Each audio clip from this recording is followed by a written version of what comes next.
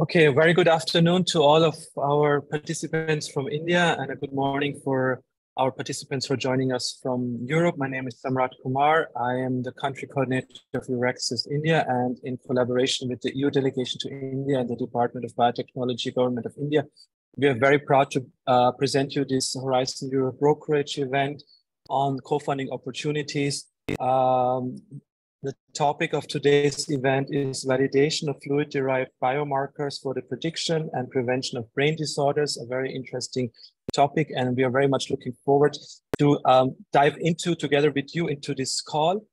This is a series of webinars which we have been organizing since the beginning of the year. The Government of India and the European Commission have earmarked funding for 11 calls under the Horizon Europe Research Innovation Program. This is the largest research innovation framework program in the world by the European Union. But India plays a very strategic, important role in tackling the challenges which we are facing in this current times. And today we will go very clearly into the topic of the prediction and prevention of brain disorders. And it gives me an enormous pleasure to welcome Mr. Pierrick Filon-Achida, who is the counselor and the head of the Research Innovation section at the EU delegation, to give the opening remarks for today's event. Pierrick, thank you so much, and the floor is yours.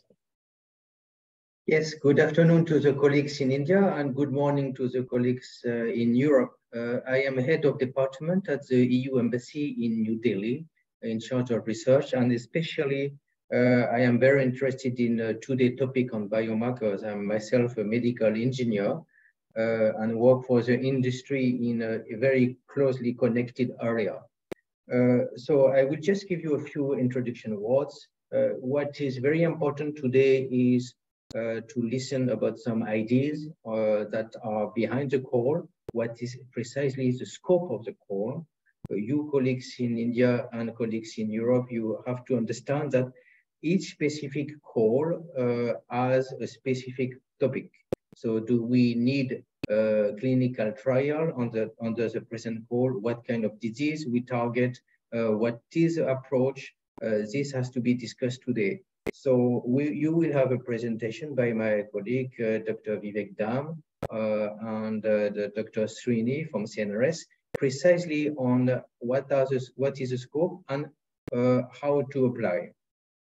In the second part today, you will have flash presentations. It's just to give you examples and to help the matching. Saying this on the matching, what is extremely important is that you will understand that the Be in EU project is very rewarding, but at the same time very difficult because you need 3 European partners. So it's not only one Indian, one European. So we will help you all along. And Dr. Samrat is the head of EURAXESS India, but we have also facilities to help you to put together a consortium. Last message that I want to give today is the type of projects proposal that we are expecting has to be submitted with a consortium by the 19th of September. So I want to be very clear that it has to be within the deadline and not after. But the good point is that this specific call on biomarker is in our jargon of administration a step 1. It means you do not need to provide the full details until September. You need to provide the scope of what you will do. You need to provide how much money you want and what are the partners. So it will facilitate, because what is very clear is that tomorrow it's the 1st of June and the 19th of September is very soon. So you will need to run very fast, especially in summer, and all the European colleagues on the line today will tell you that July and August is very difficult to get the attention of colleagues back in Europe. So I wanted to give you some very concrete details and approach with my office at the EU Embassy in India. We will help you all along. So you have given your consent to be recorded for the speakers, and I really welcome all the European and Indian speakers today. We also will animate the network. So today is the first step, and until September, we will still be in contact. My last information is on health. Health is an extremely important area of cooperation between EU and India, and DBT is extremely active, helping us, but not only DBT, several institutes in India. And the next call that we have on research, we will have a brokerage in end of September. It will be on pathogen and infectious disease. It has nothing to do with biomarker, but it's again to help the scientific medical community. So I wish you all the best. It's a very tight day, and I definitely look forward that between now and 19th of September, we have proposals from EU and India. Don't be afraid, submit a proposal. If you do not success, you always have a chance to do it again and again, because this kind of topic, biomarkers, is extremely important. So thank you very much to everybody, and thank you to you, Dr. Samrat, for running the show today. So I pass you back the floor. Thank you. Thank you so much, Pierrick, for this very encouraging and inspiring opening remarks, and also like stretching out the hand that the European delegation and also EURAXESS, we are trying to help to facilitate, that a networking and consortium formation can happen, because it's a very interesting topic, and we see there has been a strong interest from our Indian participants to really pitch their ideas. So we're really happy about that. I'm also very happy to welcome Dr. Abhishek Singh from the Department of Biotechnology, Government of India. He's the scientist, part of the International Cooperation Division. Dr. Abhishek, a warm welcome, and we would be also very happy to hear from you to give the opening remarks to our participants. Thank you. So first of all, good afternoon to all of you. And myself, Dr. Abhishek Singh from Department of Biotechnology. So I am looking after the activities related to multilateral cooperation in the department. And under this Indo-European Union collaboration, and as well as under the Horizon European Union Call for Proposal program. So this is the third call under this platform. And this call is going to be end for the first phase on 19th September 2023.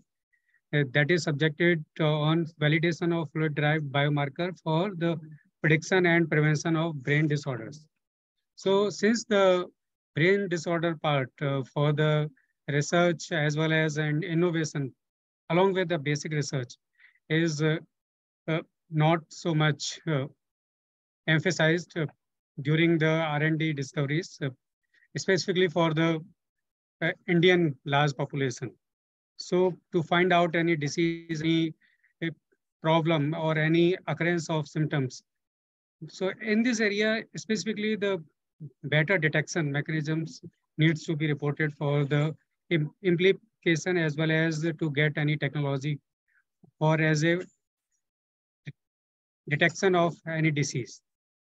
So by covering the behavioral aspect as well as the patient, as well as gender and socioeconomic lifestyle and other patterns for the study aspect. So this call will be a very good opportunity for both sides, India as well as European Union, to conduct a valuable study that can provide an insights for development of technologies. So my best wishes to all participants to use this platform to apply for better proposals, so that can lead to a better development of scientific knowledge for the humanity. Thank you, all of you. Thank you so much, Dr. Abhishek, for this encouraging opening remarks, and also for the continuous support from the DBT side, promoting and encouraging the participation under this co-funding calls. As you said, this is the third now. So now, without further delay, let's really go into the subject. Very happy to welcome Dr. Vivek Dham, who is the advisor at the Research Innovation Section at the EU Delegation to India. Vivek ji will now tell us about the guidelines for participation. It's like more the technical aspect of this co-funded call, and it's very important, to go into these modalities together with him. There will be also possibility to ask questions at the later stage, also to Dr. Vivek and also to the other presenters about the call. Dr. Vivek, the floor is yours. Thank you. Thank you, Samrat. Can you confirm the full screen and the audio? Yes, both perfect. Okay, thank you. Good afternoon and good morning to the European colleagues. I'm going to give you a brief presentation on modalities of application. This is a bit of, a technical presentation, but it's very important to understand the eligibility criteria and the application process, because this is the only way your application will be the admissible in the systems. So in next 10-15 minutes, I will go over the different aspects of modalities, and I will, yeah, this is the flow of my presentation, and I will cover different parts of eligibility criteria, participation requirement, funding requirement from the availability from the European side and Government of India side, proposal submission, and consortium formation. So and evaluation timeline as well. So in brief, I will touch upon each and every point. So as already Samrat had mentioned, this is a call on brain disorders, basically a biomarkers. And this is a research and innovation action, which will close, this call will close on 19th September 2023. That is stage 1. I will come to a stage 1 and stage 2 thing. So what does it mean, the research and innovation action? Basically, it is a lower TRL level. So it could be improvised new technologies, product, process, services, or solutions. And from the European side, it covers 100% funding to the European partners, and from the Indian side as well, the 100% funding to a public and private academic and R&D performing institutions. So the call is already open. The first stage call will close on 19th of September. The second one is on 11th of September, and the total budget is something 25 million euros. And on an average, European Commission considers 6 to 8 million euros per project is sufficient, but that is not the limit. But they had given an approximate idea that what could be the range of the budget, so that could be sufficient to address this challenge. So this is what the preliminary information you should have with you. So I request each and every participant that any call text you have to refer, please go to the Horizon Europe funding and tender portal. This call is already hyperlinked in the DBT's website, the web links, EURAXESS web links. But whatever the content, the updates, or what even we are presenting, all this has to be referred to a European Union funder and tender portal, because this is the only authentic and legally binding document. So whatever you are going to refer, please go to the funding and tender portal for any reference or any legal document. So as I mentioned, the modalities of co-funding in detail has been prepared by Abhishek and Dr. Manish since long back, and it has been very explicitly and very detailedly informed how the Indian participants should submit proposal in Indian side.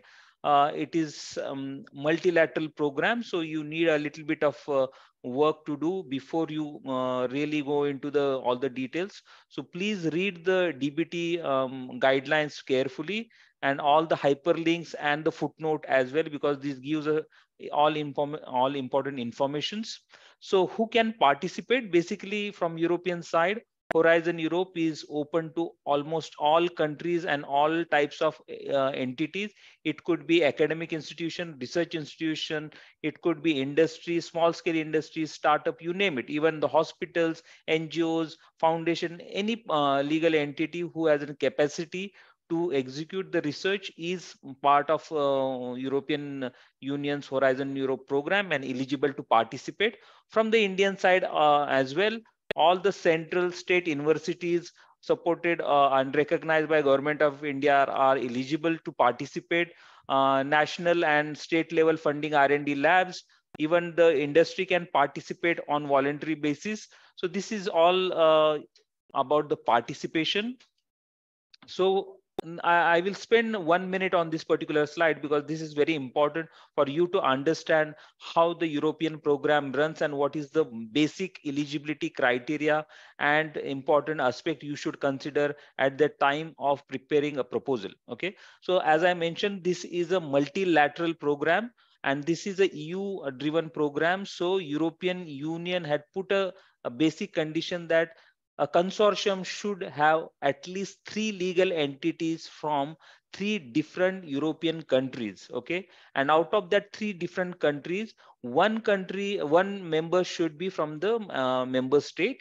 So that is the list of 27 European member state. Apart from that 27 member state, there are 16 associated country with the Horizon Europe program. So you have almost 46 countries to find the partners. So make sure you have consortium from the European side, a legal entities from 3 different countries of European Union and associated countries. And this presentation as well as the DBT's website had explicitly mentioned the list. And I am also giving a hyperlink which updates the countries recognition regularly. So please refer to this document as and when you are preparing a consortium. So Indian proposal eligibility, basically, as I mentioned, these calls are driven from the European side.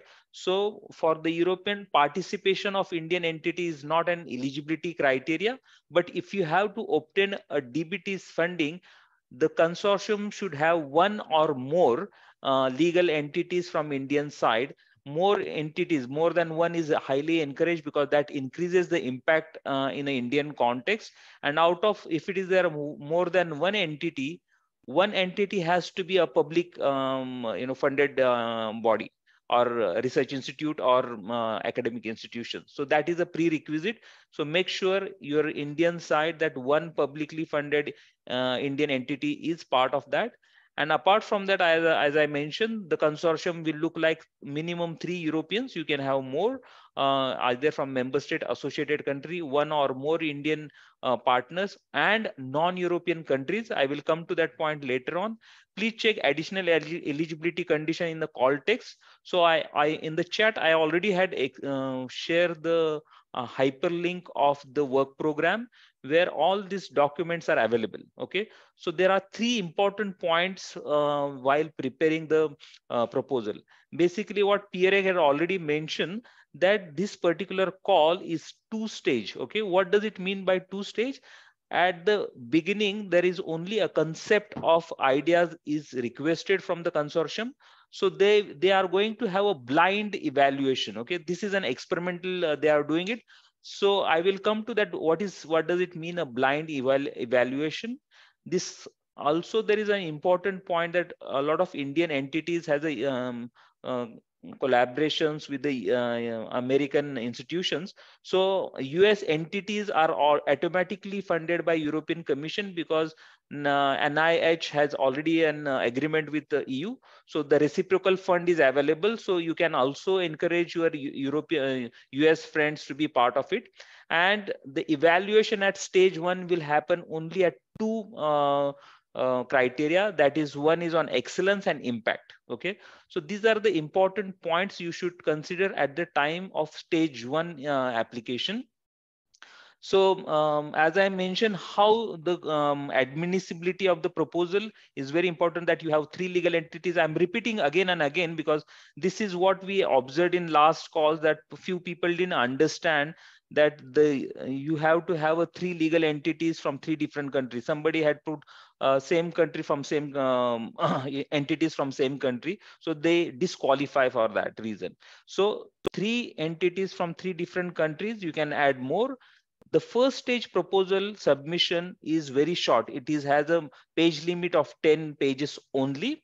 So when you will go to the template, I'm going to share the link of the template as well. So 10-page maximum to put forward your concept. Standard application form should be used. Again, the link is available over here. And as I mentioned, it is a blind evaluation. Make sure your identity is not disclosed in part B of the proposal. Okay, this is mandatory.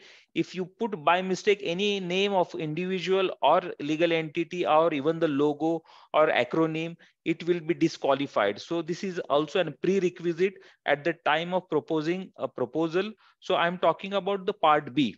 Part A is more structured format. I will come to that part A and B, how the applications look like.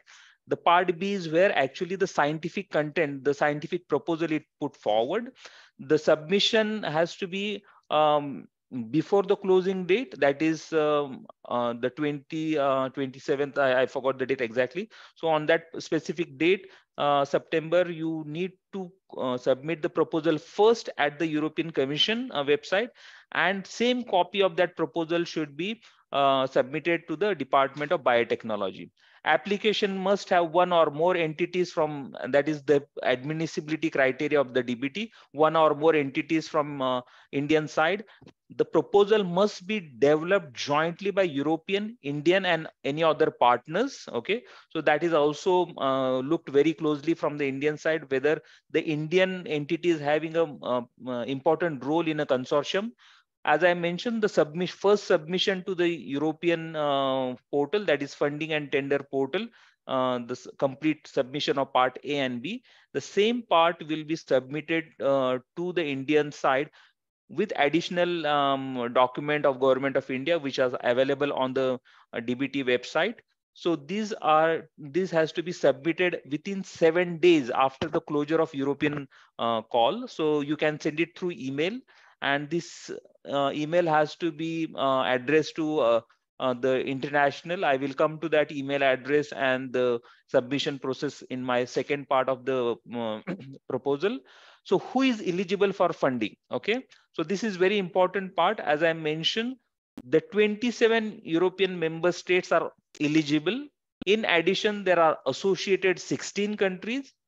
And in addition, European Commission provides funding to 120 low and middle income countries. So you can also consider partner from Bangladesh, Sri Lanka, any other Asian countries, or even Africa. Is up to the consortium how broad the geographical variables they want to add into the proposal. So 120, the entire list is available, and I already shared the link in the DBT web notice as well. So these are 120 countries are available funding plus 16. But the Indian entities, so these are the high economy, what the European Commission considers as high developed economies or developed countries, are not funded by European Commission. So they have to fund their own funding. So for example, with the US, the EU and the NIH has already an agreement. So similarly, the EU and DBT has an agreement. So they are co-funding the Indian entities from the Indian side. So the Indian entities are explicitly funded by the Government of India, and that is what the co-funding agreement between the two countries. And this co-funding is only applicable to this particular call. Okay, if you consider any other call, the Government of India is not going to fund you. So Government of India in total had shortlisted 11 Horizon European call, and they will fund only those calls specific to Indian entities.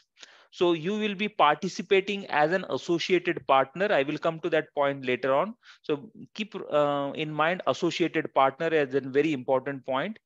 So the DBT in general, what they want, the Indian entity should complete the terms and condition what has been mentioned in the DBT website. Proposal not submitted at the European and the DBT simultaneously, or maybe the same proposal is not submitted, you will not be qualified, you will be disqualified. So make sure the same copy of the proposal is submitted within 7 days to DBT. The evaluation will be done by European Commission and followed by the Government of India, that is the DBT, that is specifically the Indian part of the consortium will be evaluated by the DBT. The positively evaluated proposal by both the sides will consider for the DBT's funding. Associated partner, because Indian entities are going to receive the funding from European, not going to receive a funding from European Commission. So they will not sign European Commission's grant agreement. So you have to participate as an associated partner.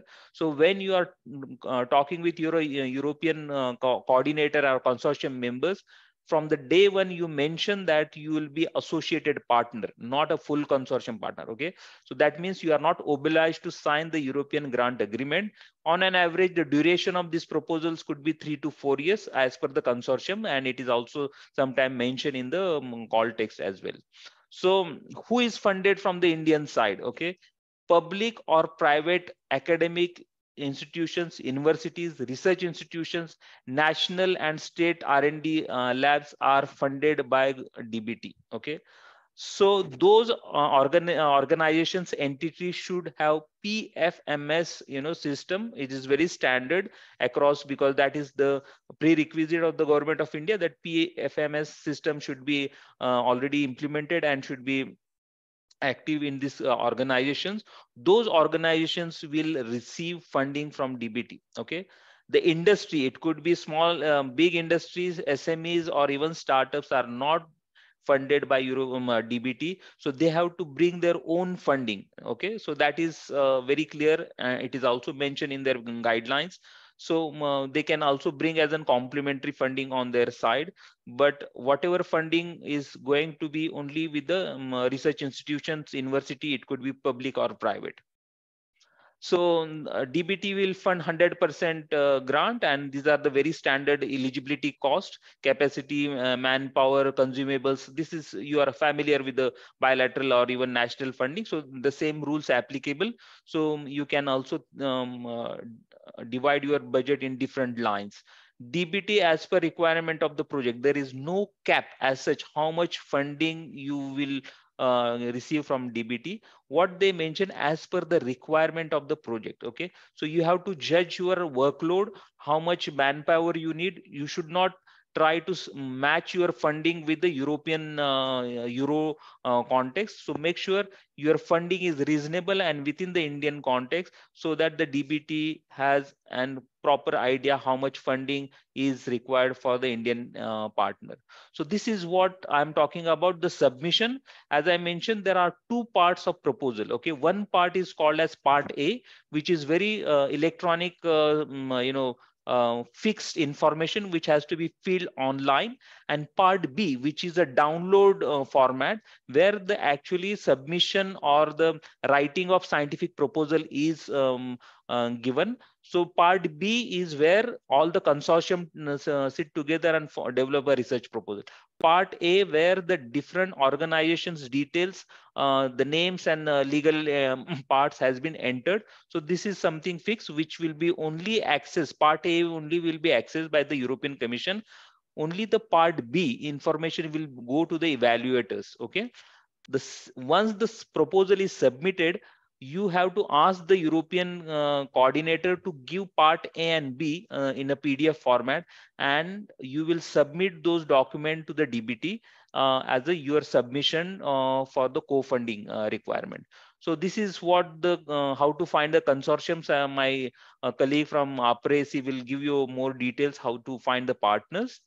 So the consortium will look like three legal entities from three different European countries, and India and more countries from any other part. So on an average, we had observed that 10-15 entities are part of the consortium. So is up to the consortium to decide how big and how geographically variable partners you want to address into that. Normally, these are multidisciplinary projects, cross-sectoral, cross-border, highly encouraged, because if you see this, these are the fields where all the technologies from different fields are highly encouraged to resolve the solution. One project, make sure that coordination of the project is remain with the European coordinator or the PI, because he or she will be the reporting to European Commission.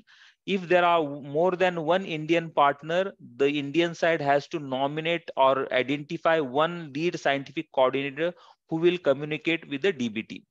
So Indian rules and regulations, please go through this ethics rules, very important for the submission of proposal, because these are the health projects, these are related to health. So I kindly request each and every participant that please go through the regulatory and ethical consideration. DBT had given information in detail. These are health related, so once you selected, you need to clear all these committees and regulatory authorities requirements are essential.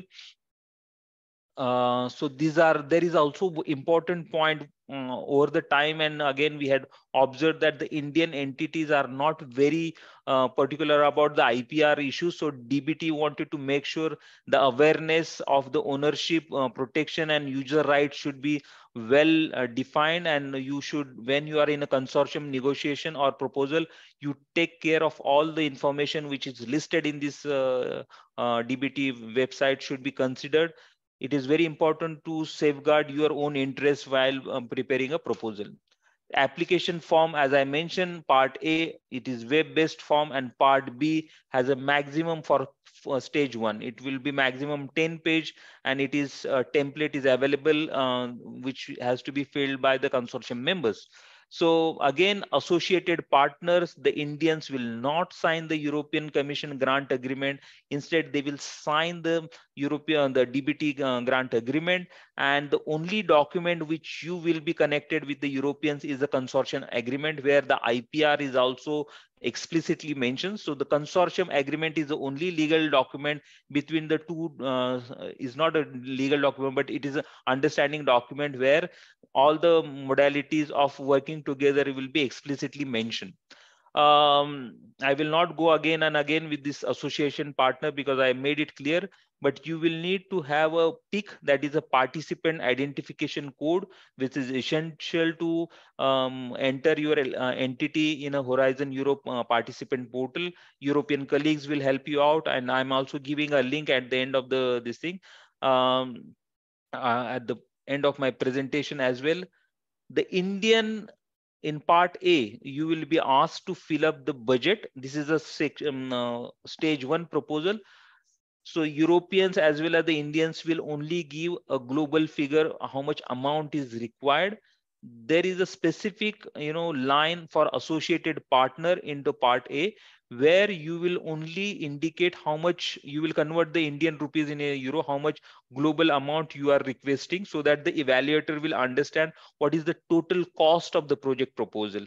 And all the details of the financial will be given only to the DBT, not to the European side. Here only the lump sum amount of the Indian partner will be given in this form. As I mentioned, the evaluation will only at the first stage will happen only on 2 criteria. One is excellence and impact. So there has to be very clear understanding what exactly the idea you put forward and how do you want to execute. There is also evaluation will happen from the DBT side. They also mention certain criteria. So please make sure your proposal is prepared accordingly. So this is what the blind evaluation, this is a new experiment the European Commission is doing to bring more transparency into the evaluation process, because sometimes what happens, big names, big researchers' name may influence the decision making. It may happen, there is no evidence, but they are trying to make the more emphasis and weightage will be given to the idea and not to the entity or the person. So that is what the blind evaluation is done. And in that blind evaluation, make sure you, in the part B section, not a single clue who you are should be given to the evaluators. Otherwise, you will be automatically disqualified. So please take into consideration this very important point at the time of submission. So this is the timeline. The call will close on September 19th September. Evaluation at the stage 1 will happen within 3 months. Only 25% of the proposals will be asked to submit the full proposal in stage 2. Okay, only 25%. So make sure if you don't qualify, you don't have to go for a stage 2 submission to the European Commission and the DBT. So this is the timeline which will be available on the website. But for your understanding, the second stage will be called on 11th April will be the deadline. Within that is the full-fledged proposal. They will ask for 25% of the shortlisted consortiums, and the results will be announced within 5 months. So from the European side, the entire process from stage 2, the grant agreement has to be complete within the 8 months. So we anticipate that DBT will also follow the same timeline of grant release. So these are the important links which I'm sharing with you. So it will be available on the EURAXESS website. So these are the login details to access the Horizon Europe portal. So these are very nice tutorials, but you should not get any problem to access the Horizon Europe. But what is important that the PIC, that is the participation identification code, is needed. You check if your entity is already registered. If not, please complete the registration. Is a very simple registration process, and based on the PIC number only, you will able to enter your consortium codes into the table in part A. So if you are not applying for the proposal, the European Commission is looking international experts to evaluate the proposals. Okay, we receive tens and thousands of proposals. We invite international evaluators to review this. If you want to be in our database, please register yourself as an expert.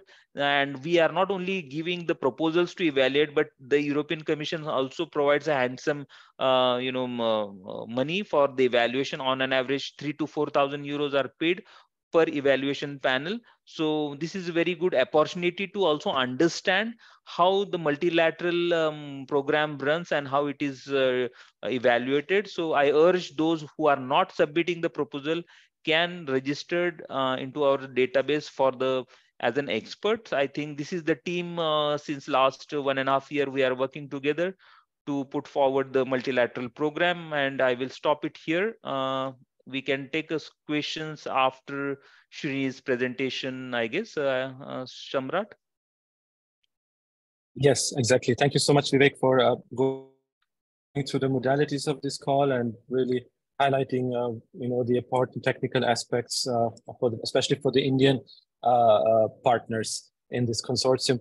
Vivek, we also have the possibility now, like I wanted to share that if you are interested, in a consortium or you have an expertise you want to offer, you can also use the chat, to briefly present yourself, leave your contact details, start the networking process now. I think this is also today because the ones who are here are interested in this call, or at least, interested in the topic, and maybe there, something can happen already during this webinar. Next, as Vivek already said, we are very happy to welcome Dr. Srini Kaveri. He's the director at the CNRS office in India at the French Embassy, who will now present us the scope of the call. And Srini, yeah, it's always a pleasure to have you. And thank you so much for guiding now the participants through the scope of the call. Thank you very much, Samrat. Thank you very much, Pierrick, and a big thanks to Vivek for having put up such a neat presentation with all the details, the eligibility criteria, and so many details. And we will be, in fact, sharing the slides will be open now for everybody. We'll be sharing the slides because there's so much information. Yes, of course. You have all the other brochures and all that. So that they will be accessible for you too. Okay, my name is Srini Kaveri, as Samrat said, and I'm the representative of CNRS. What I'll try to do is to present very briefly the scope, and then we will take the questions along with Vivek after the session, after my presentation, whenever Samrat gives us a green signal. So talking about the scope, it looks like everything has a price tag. You see, until about the turn of the last century, infectious diseases were killing millions of people. Think of plague, cholera, tuberculosis, salmonellosis, rabies, and diphtheria. All these diseases, infectious diseases, were taking so many lives. You all know that. However, with the advent of the vaccines, the passive immunotherapy in the beginning of the last century, the work of the Europeans, particularly Louis Pasteur, Robert Koch, and many other people, Behring in Germany. With the advent of these vaccines first, and then the passive immunotherapy, and importantly, the antibiotics, what happened was we thought we conquered quite a few infectious diseases, which is true for many diseases, many infectious diseases we did conquer, and many parts of the world, many of these diseases, in fact, were even swept off. We were no more such infectious diseases. But this improvement of conquering of the infectious diseases also changed our demography quite significantly, because we started living longer, because we were, people were not dying of these infectious diseases, right? And that was fantastic. But somewhere along the line, we also changed the way we started living, because we got access to different kinds of foods, different kinds of drinks, different kinds of living, more and more vehicles, less and less exercise, and the food and the very lifestyle. That also changed over somewhere in the middle of the last century, and it has grown now. So all this, if you look at it very closely in the geoepidemiology, if you start looking from the advent of antibiotics up to the advent of antibiotics, while we conquered many, many infectious diseases, I already listed them, plague, cholera, diphtheria, etc., etc. There was a subtle, in the 50s, 40s, particularly in the 50s and 60s, there was a subtle change. While the infectious diseases went down, many other diseases started, showing their face. Particularly, the diseases like, I'm not even talking about the antibiotic resistance. We'll talk about it later on, because we abused the antibiotics, obviously. But then the other diseases like cardiovascular diseases, obesity, diabetes, autoimmune diseases, asthma, and all these diseases, they started emerging. And there's a clear evidence how there was a shift from one to the other. And this particularly, one particular set of diseases, and that is neurological conditions. Those neurological conditions emerged very, very significantly.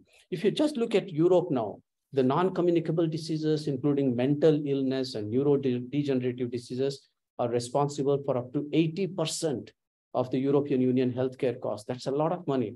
50 million people in the European Union are estimated to suffer from 2 or 3 different chronic conditions. And every day, 22,500 people die in Europe from these conditions. This means accounting for about 87% of all the deaths. This also means that 550,000 premature deaths that causes significant cost of human life, of course, first of all, loss of human life, but also it has a repercussion on the economy. Approximately 115 billion euros is the loss because of the working hours or working time period. So a recent Lancet study also showed that neurological conditions are ranked third after cardiovascular diseases and cancers, representing approximately 14% of the total disability adjusted life years, a significant loss there, and close to 19% or 19.5% of the total deaths. Now, stroke, dementias, headache are the most common causes of such conditions in the European Union. All this is well documented by WHO. So we are beginning to be very much concerned about all these new diseases. Now, if you look at the Indian context, it is not bright either. According to another Lancet study, in 2019, roughly 4 million people had Alzheimer's disease already. And look at the population, and then growing population, elderly population. We are becoming more and more living longer, and you can imagine the repercussion of this. In 2017, roughly 200 million people had mental disorders, including 45 million with depressive disorders and 45 million with anxiety disorders. These mental and behavioral problems due to psychoactive substances, the mood disorders and the neurotic and stress-related conditions have become most common prevalent mental morbidity in India now. That's really quite alarming. So 3 conditions, stroke, headache disorders, and epilepsy are the leading contributors of neurological conditions in India. So in fact, the burden of the non-communicable neurological disorders is reaching a proportion which is uncontrollable. And it is causing concern not only for the human loss of the quality of life and the financial implications therein. So the burden of the neurodegenerative disorders such as Alzheimer's and other conditions, including Parkinson's, has been increasing. So this, to me and to us, it is a big concern. All of us, it is a big concern. And the situation is quite grim. So with this little background, what I'd like to do is to present to you briefly the scope of the present call. Tell me if you're seeing the full presentation. Are you able to see? Samrat? No, No, not you yet. have to share. You have to share your screen. Yes, I will share it in 1 second. Yes, share my screen, and there you go.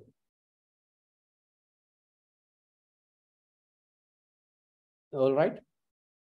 Perfect, Srini. Good. So as we have all seen, the title of this particular call is listed up there, and it is validation of the fluid-derived biomarkers for the prediction and prevention of brain disorders. So, as maybe Vivek mentioned it, this comes under the destination 3 in the present setup, and this particular destination includes the tackling diseases and reducing disease burden. And in the first destination 1 and 2, 3, we are covering larger aspects. Here we are coming more specific issue, which is tackling diseases and the reducing disease burden. And so you can see, as Vivek already mentioned, it will be a 2-stage call.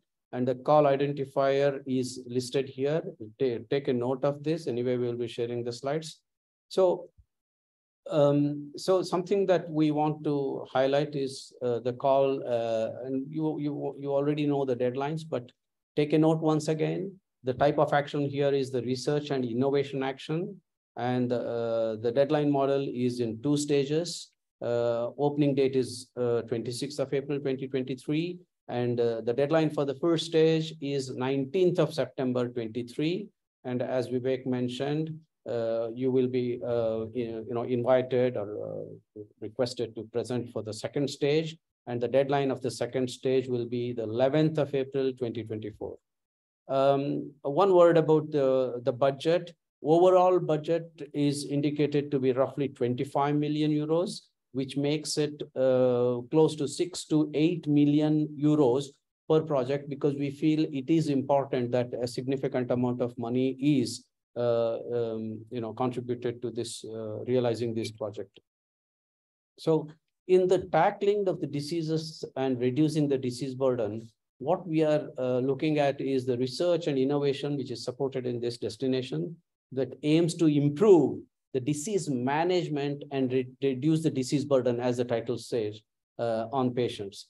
So focus on enhancing the understanding and treatment of infectious, poverty-related, neglected, non-communicable, and rare diseases, as well as implementing innovative health technologies. If you have a new idea on how to improve the health technology, then you are perfectly in line with this. Plus, the research and innovation under this destination have the potential to contribute to a powerful European Union, and it would also have a climate change mitigation and adaptation, and the provision of good quality, high quality digital services for all. This is what is said in the destination 3. Now, what we are expecting from this is effective use of the information of data, technologies, tools, and the best practices for diagnostics, therapeutics, and prevention. So as you can see, it's quite large, quite vast and wide.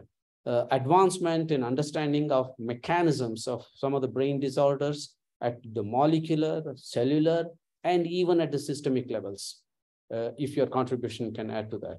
And our establishment and integration of open access databases. Open access is something that the European Union, as you all know, India too now, is insisting a lot. and so open access databases and infrastructures for data sharing. So one other expected outcome would be the early detection of disorders through biomarker tests. This is probably one of the most important expected outcome, because if we know who are the individuals that have a susceptibility and who can be identified in their early phase, appropriate measures can be taken so that their quality of life improves. Because otherwise, these elderly individuals, they do undergo a lot of distress and suffering. Lastly, an active engagement. This is what I was coming to. An active engagement of the patients and the caregivers could also include in the research process. Meaning, it is not just, obviously, we want, as Vivek said, we want the topmost ideas, we want the bright ideas, the novel ideas, something out of the box at the molecular, cellular, and systemic level and all that. But not forgetting the society, not forgetting the active engagement of the patients and the caregivers in this process. Now coming to the real scope, you will have the details also in the brochures and in the information that we are giving you. So the brain disorders under the ICD-11 chapter 6 are considered the mental behavior or neurodevelopmental disorders. And in the chapter 8, you will see diseases of the nervous system. You will get more details on that when you read through the information. So the second one is the validation of biomarkers for an early stage brain disorders, and how to then treatment and intervention selection, if we have some indications for the treatment and intervention selection. Other one is providing evidence for regulatory acceptance of the biomarkers, because you may come with a biomarker, but if the regulatory bodies are not accepting that particular biomarker, meaning if it is not falling in line with what is acceptable, then it's an unfortunate thing. So we need to have provide evidence for these biomarkers to be in line with the regulatory acceptance. And we can, the scope also includes existing use of existing data, the biobanks, the registries, and the cohorts alongside the new data generation that you will be generating. There will be strong encouragement for patient, as I mentioned earlier, for patient or patient organizations or patient groups and clubs, though could be involved because they have more information, because they would be telling us the social aspects of the disease. Let's not forget the consideration of the sex, gender, age, the socio-economic, lifestyle, and behavior factors, so that it is more inclusive, and it includes all these other factors also. The use of existing infrastructures for sample sharing, quality data, and advanced tools, rather than creating more infrastructures and complicated infrastructures. And we also hope to have demonstrating the cost efficiency in managing brain disorders, because your finding may be very original, but if it is not cost efficient, then it may not reach the people. And as I think at one point Vivek mentioned, we also encourage the participation of SMEs, small and medium enterprises, in this scheme. The second aspect of the scope would be the brain disorders under the scope of this fall into two categories, as I mentioned a few minutes ago. In the chapter 6, you will read more about the mental, behavior, or neurodevelopmental disorders. You know some of them already: schizophrenia spectrum and other psychotic disorders, the mood disorders, anxiety and fear-related disorders, neurocognitive disorders, autism spectrum disorders. That's you will see more about that in the chapter 6. And in chapter 8, we have the diseases, that the very organic diseases of the nervous system, like Parkinson's and other movement disorders, Alzheimer's and other dementias, epilepsy and recurrent seizures, and cerebrovascular diseases like stroke and multiple sclerosis too. Of course, it is, as you know, central nervous system is involved. Please note that this is an example of a short list, because we couldn't put all the diseases that are, that come under these two chapters are not listed here. There are many more diseases. In other words, if some of you are working on diseases which are not listed, you are very much eligible, and you will see the full list in the website that is listed here, and you will get that website. So something about clinical studies, which is equally important. Applicants are invited to the second stage, applicants who are invited to the second stage should provide details of their clinical studies in a provided template. And the definition of the clinical study is also, you can find it in the information. It is found in the introduction of this work program. Just a few words about that. Clinical studies or trials or investigations or cohorts, and is defined as any systematic prospective or retrospective collection and analysis of health data obtained from individual patients or healthy individuals in order to address scientific questions related to the understanding, prevention, diagnosis, monitoring, or treatment of a disease, mental illness, or physical condition. It also includes, but it is not, of course, limited only to clinical studies as defined by the regulation 536/2014 on medicinal products. You will see more information about that. Clinical investigation and clinical evaluation as defined by regulation 2017/745 on medical devices, and performance study and performance evaluation as defined by the regulation 2017/746 on in vitro diagnostic medical devices. As you can see, European Union is quite, if I may say, strict about these regulations. So please do take note of that. You have all the data on the page 10 and 11 of this particular link that we have provided. So to conclude, this call offers really for you opportunities to contribute to the prediction and prevention of these brain disorders. And we need you, really, we need all these experts. Collaboration between scientific, clinical, and patient communities is crucial. And you see, most of the times when we scientists, we think of an interesting ideas, we are probably good in our cellular or molecular, etc. But we should not detach ourselves from the patient communities. So consideration of various aspects and utilization of the existing resources is encouraged. And as I mentioned, SMEs are also welcome to participate. And last but not least, international cooperation. The whole the philosophy is about how to work together. So we need to pool the expertise, the know-how, and research infrastructures worldwide. Vivek also clearly mentioned, you can, the number of countries that he mentioned, not only the European Union, the associate members, and beyond. So you also align with other funders.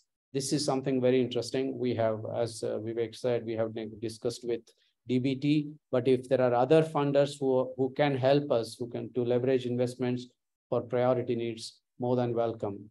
And to collaborate with international organizations to address the global health challenges, combat infectious diseases, and strengthen the patient safety. Well, I stop here, and Vivek and myself will be, will be happy to take questions. So, is it okay, or should I close? Yes, you closed it. Thank you so much, Srini, for walking us, through the scope of the call. It's of course there are a lot of things to consider, and I think you really made a very excellent presentation. And also, I like very much how you introduced the topic in general. I think before we go to the Q&A, we would like to invite Ms. Caterina Buonacore to join us here as a speaker. Caterina is the coordinator of the HNN 3.0 network of health NCPs from APRE.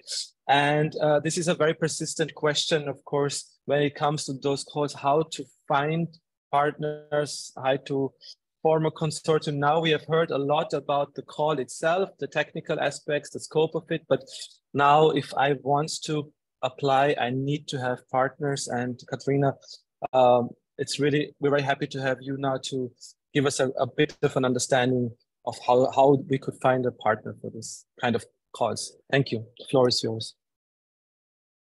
Good morning. Thank you, Samrat, for the introduction.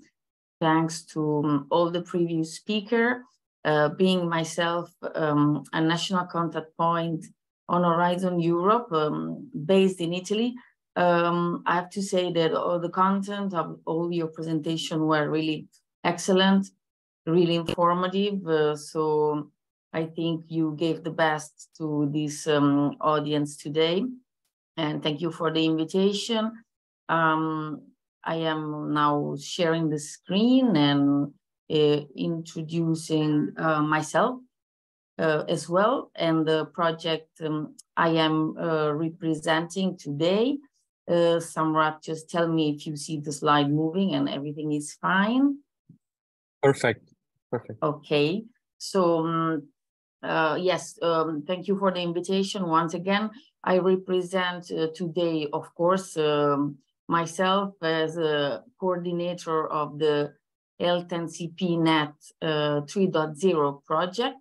Is a European funded initiative dedicated totally to the cluster health we have been hearing about today, and the topics that each year are published.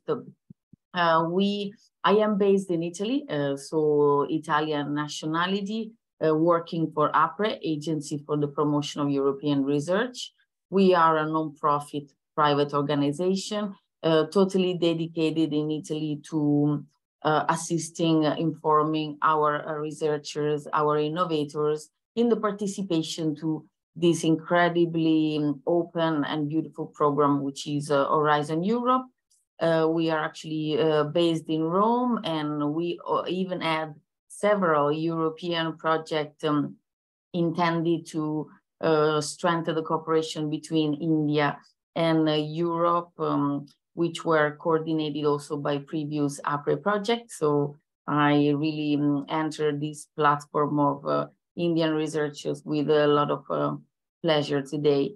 We are anyway defined as a national contact point. I don't know if you are familiar with the network. It's mainly a network of individuals. As you see in the slide, we are all nominated by European Commission upon proposal of our own government. So for Italy, for example, the Ministry of University and Research has chosen the national contact point. This network is very important for us and also for you, I hope, because we, as being connected, we share several information, we exchange content of the calls, and we often also work on partner search ourselves. So we exchange profiles of researchers who want to be coordinator, for example, of a project, or just being connected to other possible projects which are being prepared in Europe, mainly because, as you know, being a European program, the coordinators are generally always based in Europe, member state or associated countries. So this is the first point I want to make of this presentation, this short presentation. The national contact point in the countries, in Italy, in France, in Germany, in UK, in all the 27th and member state and associated countries, can be in touch to circulate profiles. So in this case today, we need also to understand for this call where DBT is a co-founder, if we want to make any special provision where we circulate specific profiles from Indian researchers through our network, especially because it's a specific opening from DBT, and it's important to circulate also the profiles of your researchers around in Europe. So this is also one point then of discussion with the colleagues who have organized this meeting. I go to our project. Sorry, yes. So I show you this page. Sorry, I don't know if you see it. Health NCP Net. healthncp.net is our webpage. It's, I think, very complete and very informative platform for those researchers who want to work on the health field. So you see here in blue a menu of what we do, who are the partners, what services, but also what's important. You see in the menu funding opportunities, very useful selection of calls in the health field. And you see also the field, the news and events, where actually this event you have been organizing has been published. So we have been also promoting this opportunity. So this is really for us, national contact point for now, the reference hub of information, but we want that this becomes also hub of information for researchers in the health field. So you are welcome also to choose this as an information hub. And in the end of the presentation, I will give you also our social media channels that you can follow to be informed. Sorry, it takes some time to switch the slides. They are not moving. Do you see them moving? No. No, the slide is not moving. Yeah, they are stuck. I don't know why. Maybe I try with deactivating my video, if you don't mind. Sure. I don't know if it works. Yes, now it works. So I wanted to show you quickly the page where we publish all the calls. So you see that at the bottom of the slide, there is also the calls we are referring to today, the validation of fluid-derived biomarkers. But yeah, you see on this website all the calls which are health-related, antimicrobial resistance, EDCTB3, whatever. So it's a very useful function. What we have done lately, actually, this is not a public report yet. We are preparing a guide for national contact point and for applicants to basically concentrate all the tips we can give on partner search, how to search partners, but also how to get noticed as researchers, because that's not an easy task. It's of course challenging to get noticed a bit outside your discipline or your scientific field. Generally, you have a network, of course, a national one, an international. So we always say to our colleagues, use your individual network, your professional networks, first of all, because those are the people who know you and you trust.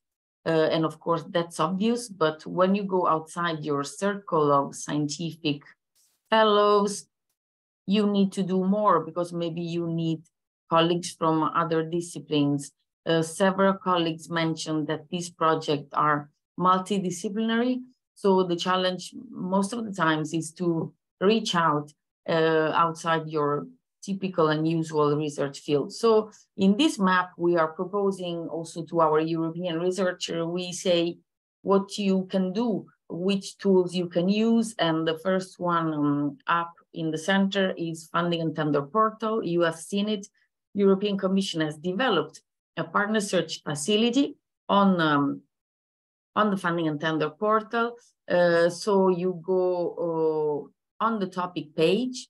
You see that in this slide, it's a blue line topic page. When you go to the topic we have seen today, you can enter your organization details and be noticed by other colleagues who are actually going on the portal to read the topic. I will show it in some more details, also this function, the first one. The second one I want to mention is the brokerage event. Brokerage for us, this is really a European probably Commission jargon. We want to organize this event where people are presenting what they do and they are connecting and meeting other colleagues, other European colleagues or non-European colleagues. In this guide, we describe also what is a brokerage event, why to participate, who can participate, etc. And there is also a line on how to pitch. which is also an important topic, because when you want to go to an international event, you of course need to be very prepared, because you have few times to impress or to anyway communicate what you do, especially on the research field that you want to join. Then we also mention a third point, which is several European Commission platforms which are dedicated to present what projects were funded already and eventually were also successful.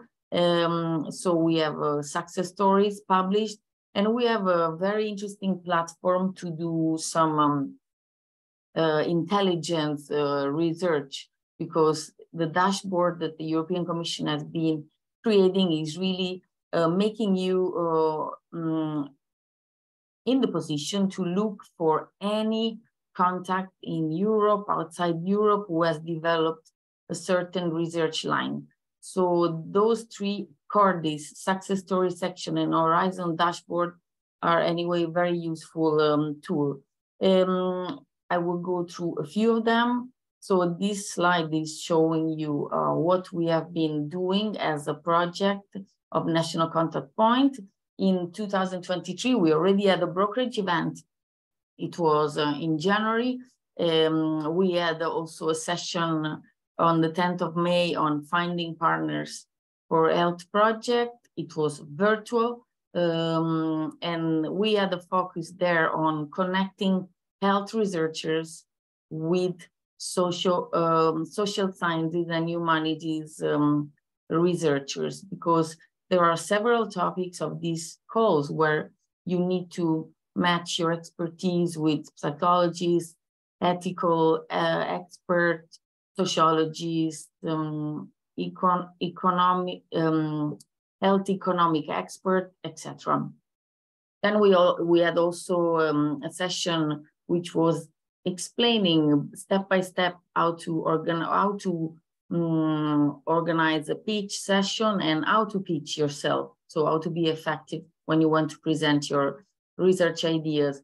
So what is coming really in the next days, on the 1st of June, which is tomorrow, there will be an opportunity to also assist to the presentation of several other topics, not only the one we are discussing today.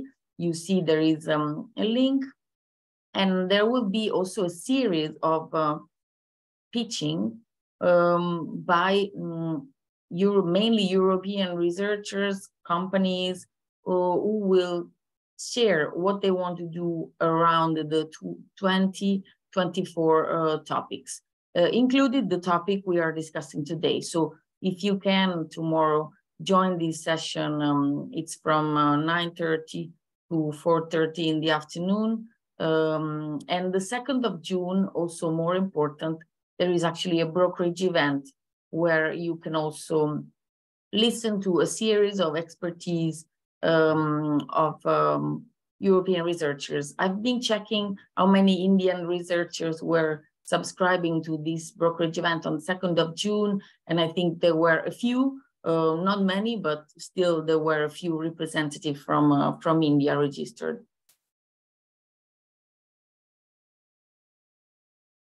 So on the funding and tender portal, the thing I wanted to explain is that how you do the registration. You see a topic page. As I said, you need to have EU login, so you need to be registered to this portal. You have to basically click the button you see also here in red, and it's basically your LEAR, a legal entity appointed representative, who should proceed to this registration. What can you do in this page? You can publish your expertise request if you are a coordinator, maybe not your case now, or a beneficiary, and you basically are looking for a specific expertise.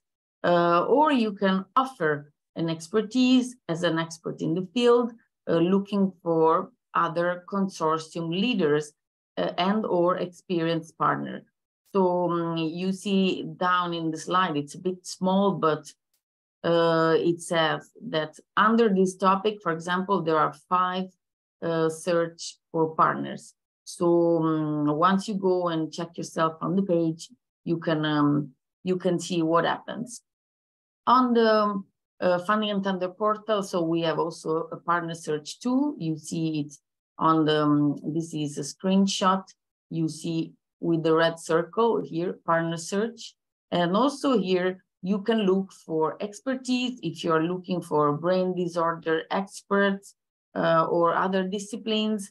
You will have a list you see here on the page where there might be companies, research centers, hospitals from different countries. And in this here, you can also contact this organization through your layers to basically start a discussion.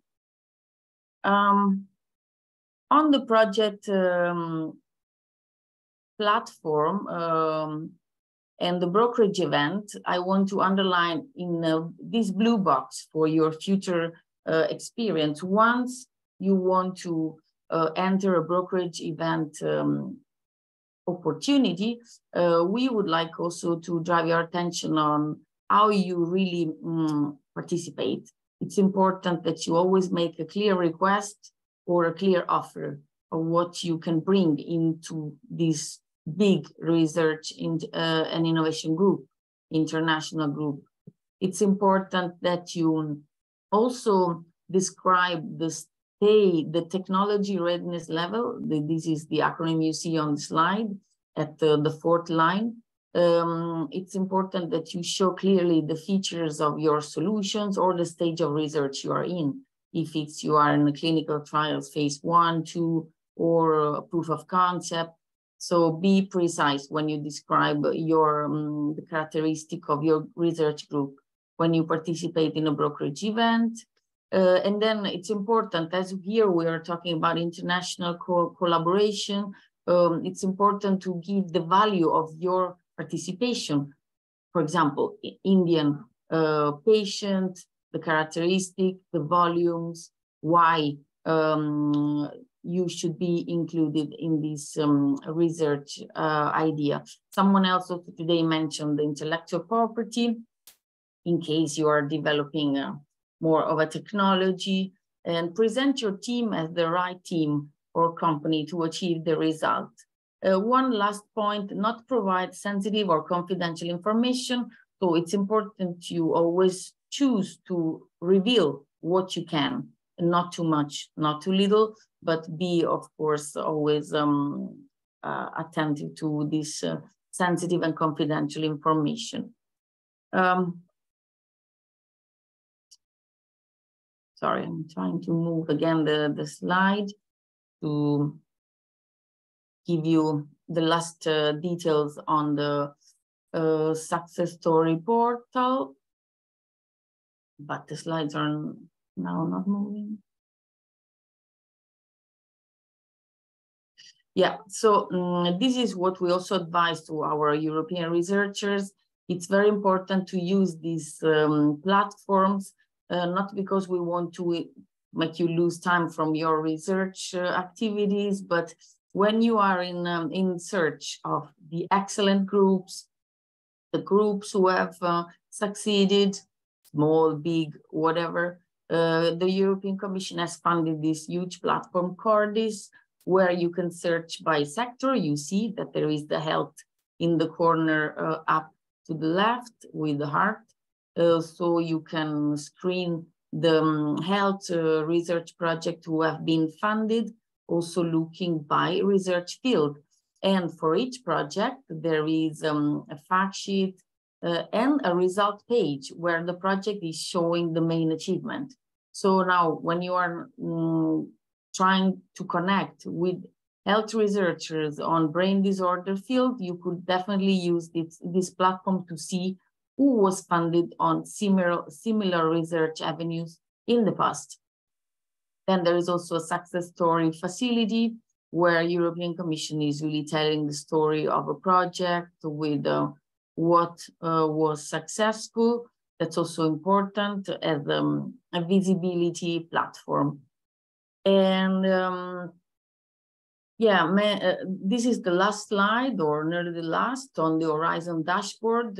I always advise to Italian applicants to use it. Sometimes we do searches for our clients because it's really important to know the state of the art of the research which was already funded. So on this platform, you can go by country, by sector, by interaction among different actors, and you can extract maps with contact details of the people you might want to contact. So a few general tips. Of course, the first one, start early. For this topic, we started, I think, with the perfect timing. So we have a couple of months at least in advance. Of course, if you start even 6 months before, even better sometimes. It's important that you show yourself and your research team for what is worth, really being as precise and specific as possible, especially on the topic that you want to promote your group on. Be social, of course. Now all of us are very social, not only on scientific conference, but eventually also on promotional events, like indeed the brokerage events I was introducing. And the last part is really think beyond sectors. That's what we said, because this project, as you saw now, this topic is funding project between 6 and 8 million euros, so quite an amount of budget available, and this means that the scope, the research scope, is also pretty broad. So in general, you have to include hospitals, patient association, companies, healthcare providers, and not only universities and research centers. So that's why we say think also beyond sectors and of course beyond borders. Very, very last slide. So I collected our social media and the newsletter. You see that we have also a newsletter. It's not only for National Contact Point, but actually also for you applicants. So if you want to register, you have to follow this email address. I want to thank you for this time and that you made available for us, and to give us the chance to get in touch with you, with the EURAXESS colleague EC delegation in India, and with all the researchers who are present. So I would say from now on, we are more in touch officially. So I wish you good luck and a promotion of your skills in these months. Thank you. Thank you so much, Katerina, for this very informative presentation, and also this very good advice and tips for how to find partners, how to build a consortium, how to participate in brokerage events, how to pitch your idea. I think this was really excellent. And if it's possible, if you could share your presentation with us, that would be very good for our participants, to go back to the presentation and look for all the information you have provided us. Yeah, we are running late, but I think it's very good that we have the experts with us. So I would still like to propose that we take a few minutes if there are questions to our speakers, to Dr. Vivek, Dr. Srini, or Ms. Katerina, to our presenters as well who are with us, but also from the our audience. If somebody would like to ask something, this is now the chance. Otherwise, you can of course also send us an email. We will share the email of EURAXESS and the EU delegation. If you have questions which you would like to be addressed, then we're very happy to take them afterwards. But if there are any questions now, we can take a couple of minutes for that. I see that there are at least two hands raised in the audience. I have three. So we have Perik. Perik, you have a question? Yes, hi. Yes, I will shoot first. Everybody, thank you very much. And thank you, Katerina. Actually, Katerina, as a European, I have a question to you. It's not only for replying to me, but for the audience. what is the difference between the portal that you were mentioning and the NCP internal portal? And linked to that, could it be possible that today we are going to have a few pitch by Indian stakeholders, by Indian labs? Could we, Katerina, via your help, bring those pitch to the attention of your NCP network? Because your NCP network is very, very focused on health. So this is my first question, and a comment to everybody among the audience. We, the European delegation in India, have hired Dr. Brown, who is one of our experts in Europe, to help us to bring consortia together. He's not going to write the proposals, but precisely to help that seed element, which is identify Europeans and match them with Indians. As Katerina said, it's very, very difficult. So Katerina, back to you. If you could help, where can we take it next step? Can we, from today, where you attend, take the pitch of the people who are there from India and put this on the NCP health portal, or should we rather put it on the global portal? Back to you, Katerina. Yes, thank you, Pierrick. On the partner search, I can say that all the tips that I've given, it's really what we used to do also on the European network of national contact point. But we have an intranet for NCPs where first thing we can share this list of pitches. Yeah, there is an area where we can upload if these are presentations.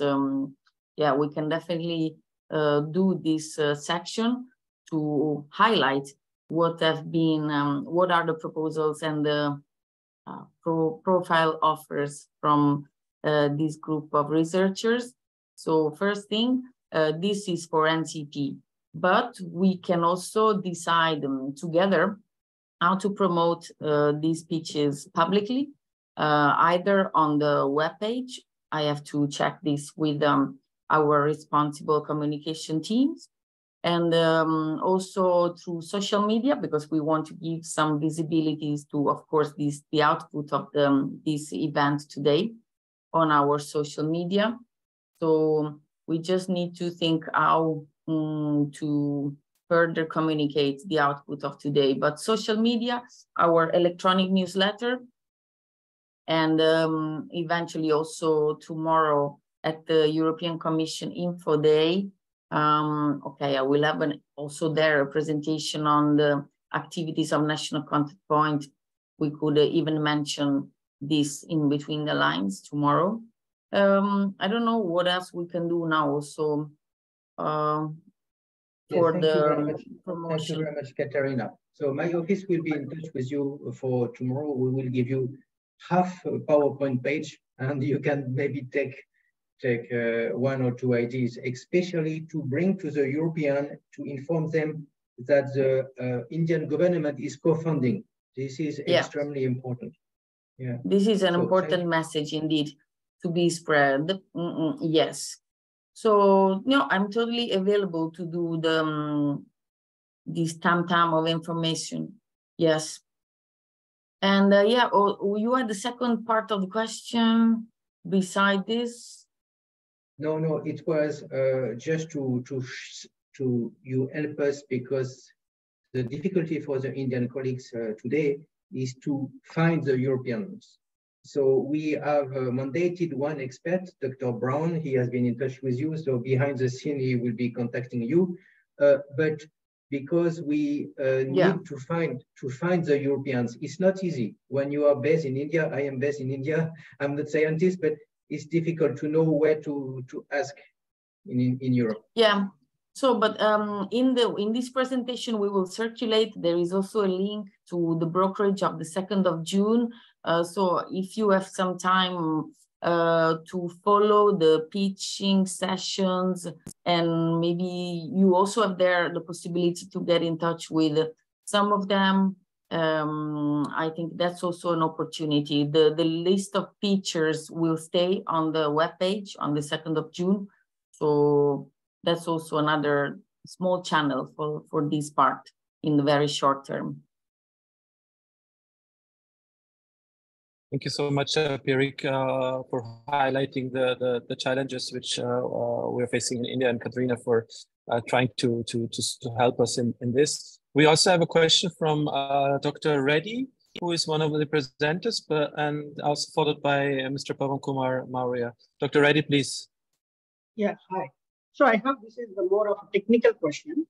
So suppose when you submit the stage 1 proposal from the India side, when you write, then you find a partner from the mentioned countries, whatever 27 or whatever 16 countries. It should be like a 2 different type of projects, or it can be a contributor, consider that as a Indian will be the principal investigator, from the EU countries will be a co-investigator. How does it work? Or it will be 2 different kind of consortiums.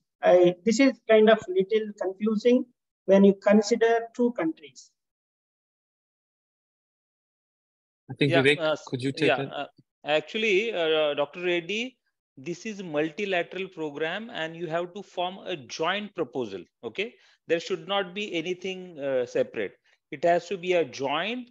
You will be one of the work package leader into the consortium. So it should not be a separate proposal for India and separate for the European Commission.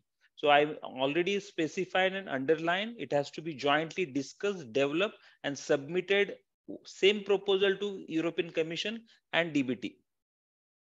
Okay, thank you. Thank you, Vivek. And we have Pavan Kumar Maurya.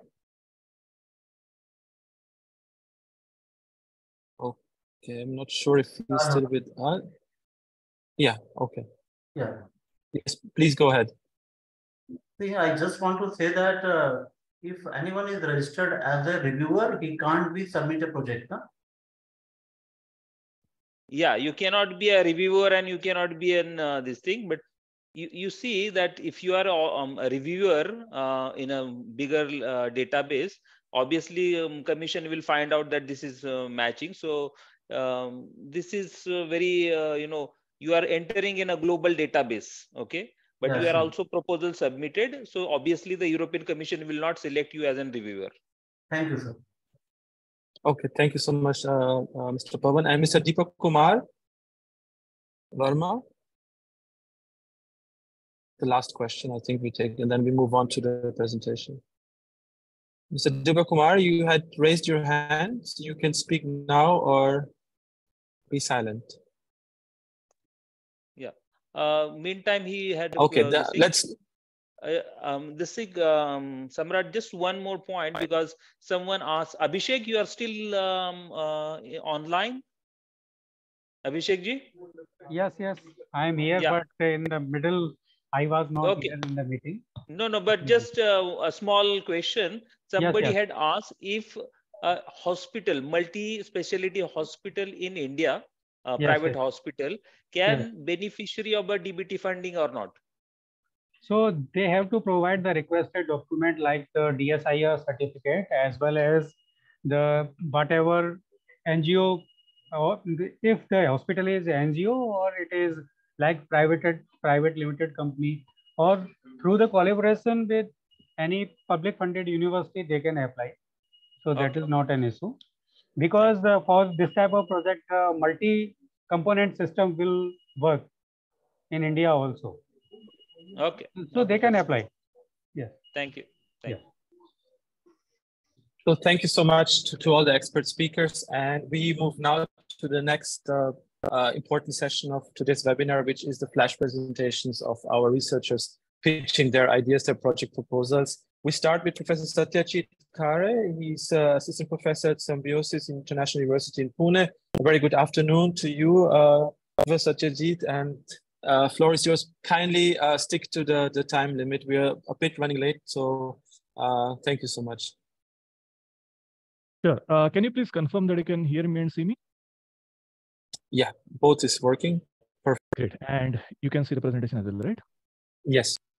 Okay. So first of all, thanks a lot for the organizers for providing us this opportunity to present what we are doing and also pitch an idea for project proposal. I would also like to thank Dr. Samrat Kumar, Dr. Vivek Dham, Dr. Srini Kaveri, and Ms. Katerina for providing the details of this entire project proposal. So with that, I would like to get started with what we are doing in our institute, in our laboratory. My name is Satyajit Khare. I'm an assistant professor at Symbiosis International Deemed University. You can see here. Our area of expertise is mostly the genomics and proteomics analysis, and we apply machine learning based tools for mostly classification analysis. The questions that we ask are mostly of clinical nature. One of the questions that we ask is how we can apply for, the machine learning tools for the diagnostic applications for neuropsychiatric diseases. The specific one that we have started our work with is schizophrenia. So this is my contact information. Sorry. Was there a question? No, please go ahead. Yeah, okay. So the title of my talk is Peripheral Blood Gene Expression Profiling for the Diagnosis of Schizophrenia. So the panelists and everybody else is well versed with all the different disorders. Dr. Srini Kaveri already shared the link which lists all the brain-related diseases which are covered. So I will not go into details. I'll just mention that the schizophrenia, which is associated with auditory hallucinations and delusions, the main issue with schizophrenia that we came to know from our clinical collaborators is that the diagnosis is currently carried out based on clinical interviews, and the clinical interviews mandate that the symptoms which are associated with these disorders are there in the patients for a relatively longer period of time, prolonged period of time, 3 to 6 months. And what that does is by the time the person is diagnosed as schizophrenic or any other condition, it can sometimes be a bit too late. Also, since this is clinical interview based, there is a lot of involvement. Okay, I don't know. There might be some echo or something. Please stop me in case there is some issue with the clarity or anything like that. I'll move on for a timing, assuming that there was no disturbance. So that was the challenge. So basically, there is no objective test for the diagnosis and a rapid test, basically something that can tell us if a person is schizophrenic or not. So one of the ideas that we were working on was, can we make use of peripheral blood as the tissue? Now it's a surrogate tissue. It's not the main target, which is not the main tissue which is affected, but can it hold the information? So in a couple of years back, we performed a systematic review on various blood-based studies which were already carried out, and we found that peripheral blood cells actually do hold a signature, and in spite of the diversity in the studies which we had included in our merged data analysis, we actually found quite a few coherent observations. And on the basis of that, we decided to take this idea ahead. We decided to make use of these data sets and see if we can develop machine learning based models. So this is the basic principle of how machine learning based models work for classification analysis. We generally mainly rely on case control kind of studies. We try to generate our data based on various high throughput methods such as microarrays. And then we generate this kind of expression matrix. The data is then divided into training and testing data sets. These are all technical terms, but the point is that basically we try to make sense of this data and try to see if we actually can develop a model which can tell if a person is suffering from a particular condition or not based on this kind of expression profiling. So for our first stage, what we had done was we actually did such kind of analysis on public data. We have a very good pipeline which can perform diagnosis at even single sample level. This particular work that I'm showing you, this particular pipeline which I'm showing you, is already in medRxiv. If anyone of you is interested to see what kind of expertise we have, please go ahead and look for Wagh et al. medRxiv, and you'll find what work we have done so far. Just one more thing I would like to mention. We already have established a clinical collaboration. We have tried to generate a small sample set. and we have seen that our model actually can work even in cross-platform conditions, etc. So this is where we are right now. So now let me tell you where we would like to see where we seek help of the community. So yes, we were able to develop the model. The good thing is that we can perform diagnosis even at single sample level. However, the problem is that we know for sure that not just gene expression, but there is a multi-omic approach in which we can take care of markers of different types. If we can include that, the accuracy, precision, etc.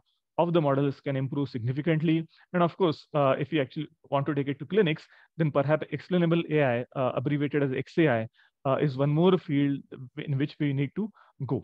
So this is where we are right now. We are trying to develop algorithms in this side, but rather than that, we know that there are a couple of more challenges.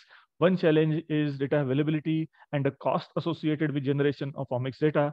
We know that generation of one proteomics or one genomics data set will cost us at least 25,000-30,000 rupees. And more importantly, the clinical collaborators. Now, even if you have the funds, what we have realized is getting sufficient number of patients recruited at any one particular center can be a challenging task. Generally, these kind of algorithms require very large number of sample observations, which can go into 400, 500, 600, more the merrier actually. But this is where we are currently stuck. So I'm sorry. So this is the summary. I will skip it for the time. But we are basically seeking collaborators, clinical collaborators who can provide us the samples which we can take up ahead for various omics analysis. But more importantly, we would like to ask more clinically relevant questions, and therefore we would be happy to listen to if there are any questions that clinicians would like to answer. Like, for example, can we bring the precision medicine aspect into this? We were told that many times, based on the rating of the disease, the treatment modalities change, and various such discussions have happened in past. So yes, so this is what we require. We also need large funding support, obviously, to carry out such high throughput analysis at our end. With that, I would stop now. I hope I have not exceeded my time. But before I stop, I would just like to mention that this work was supported. Whatever I showed you, it started in 2019, 2020. It was supported intramurally as of now by the university where I work. And most importantly, I must thank the research scholars and clinical collaborators. I already mentioned that we were able to create a small case control study, but we barely had 20-30 samples, which was only sufficient as a proof of concept. So we now want to go ahead and do a slightly large scale study from here on. Thank you very much. Thank you so much, Professor Satyajit. And we go to the next presenter, which is Dr. Balakrishnan, Head of Research at Manushya Blossom Private Limited, India. Your slides are on with me. Yeah, the floor is yours. Thank you. Good afternoon, everyone. Thank you for giving an opportunity to present our research to the global community. Thank you, Dr. Perick and his team. So our interest is prediction and prevention of brain disorders using biomarkers during the prenatal, infant, childhood, adolescent, adult, and elderly. See the challenge and using personalized supplements and nano drug therapy. So we are a company. Go to the second slide. So yeah, we are performing research and trying to understand when exactly this genetic mutations happens connected with the brain disorder, and we believe our current research status is 70 to 80% we can able to predict it and prevent it. That is our current status. We have carried out nearly more than 1,000 samples with children with autism and attention deficiency hyperactive disorder, where we can able to do the prediction analysis with 70 to 80% accuracy. And our data shows that this can be predicted as well as prevented. So we would like to perform an integrated research, and we would look for partners, those who are into genetics and mass spectrometry. Our expertise is in artificial intelligence, and we have developed unique nano and nutritional supplements and nano drug therapy, which can help to prevent as well as predict. Next slide. So these are the some of the disorders which has been listed in the call in the 6th chapter, as you know, and whatever we have listed in this slide, we can able to handle it.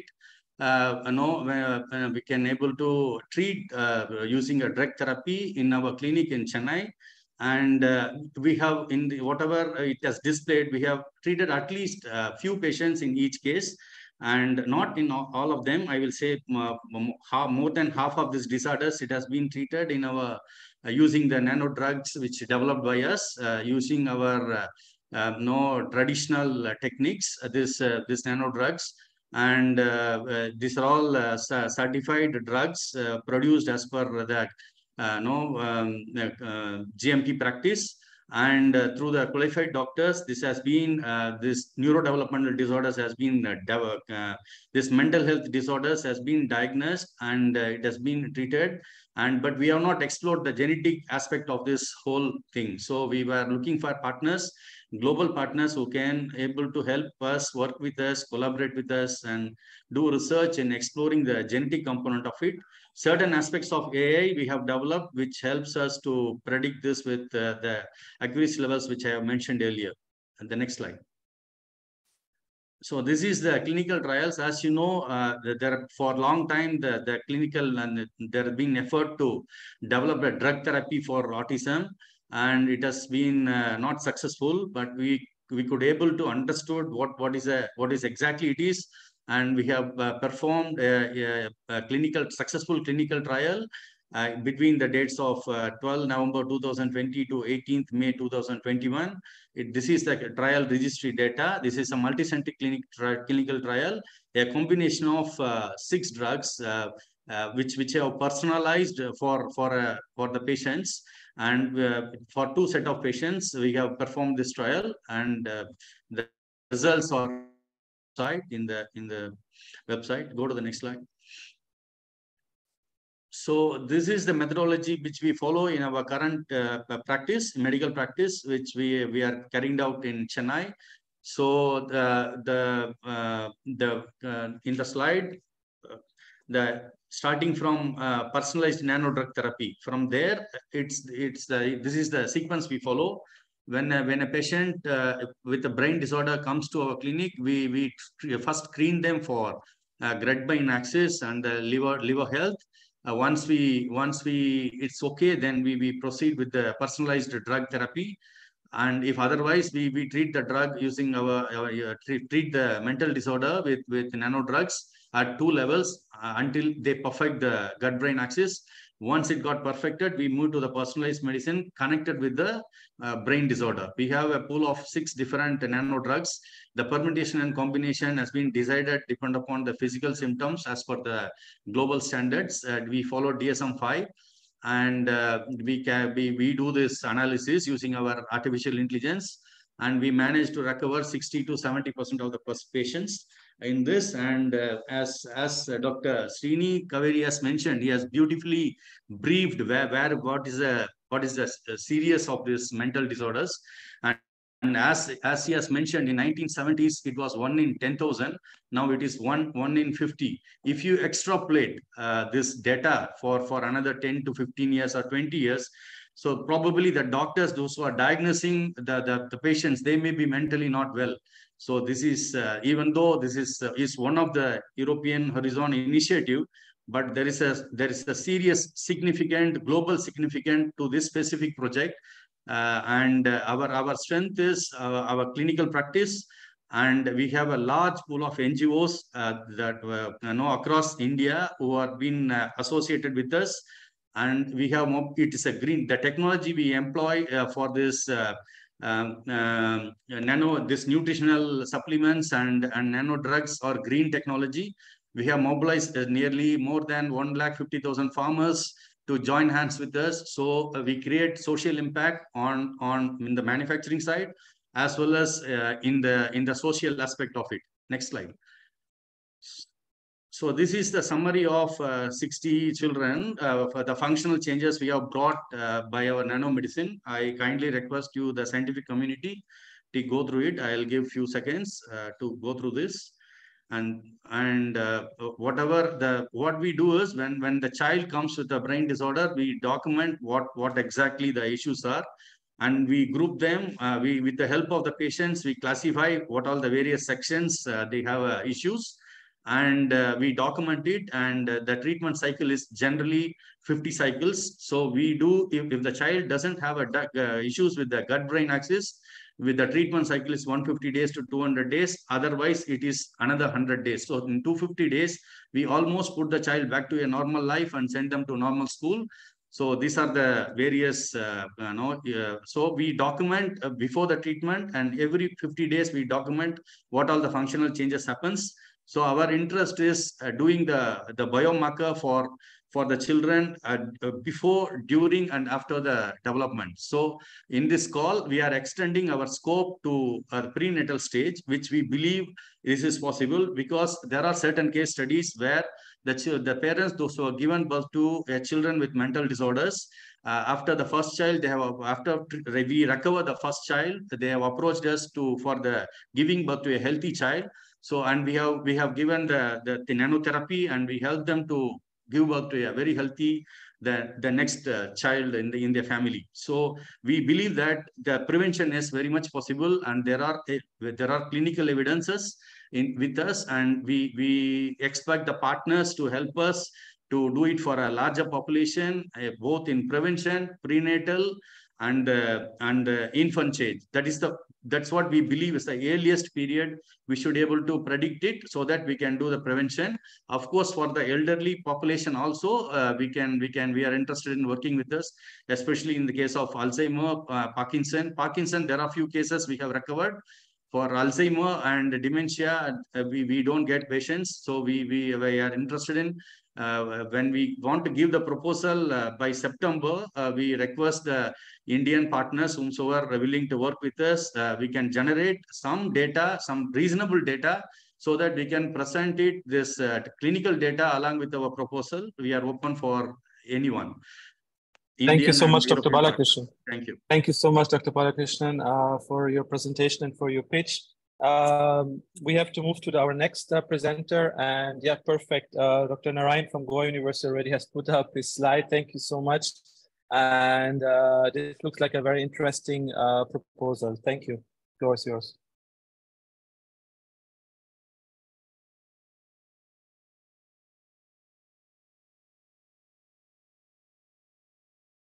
I think you're muted. Would that be?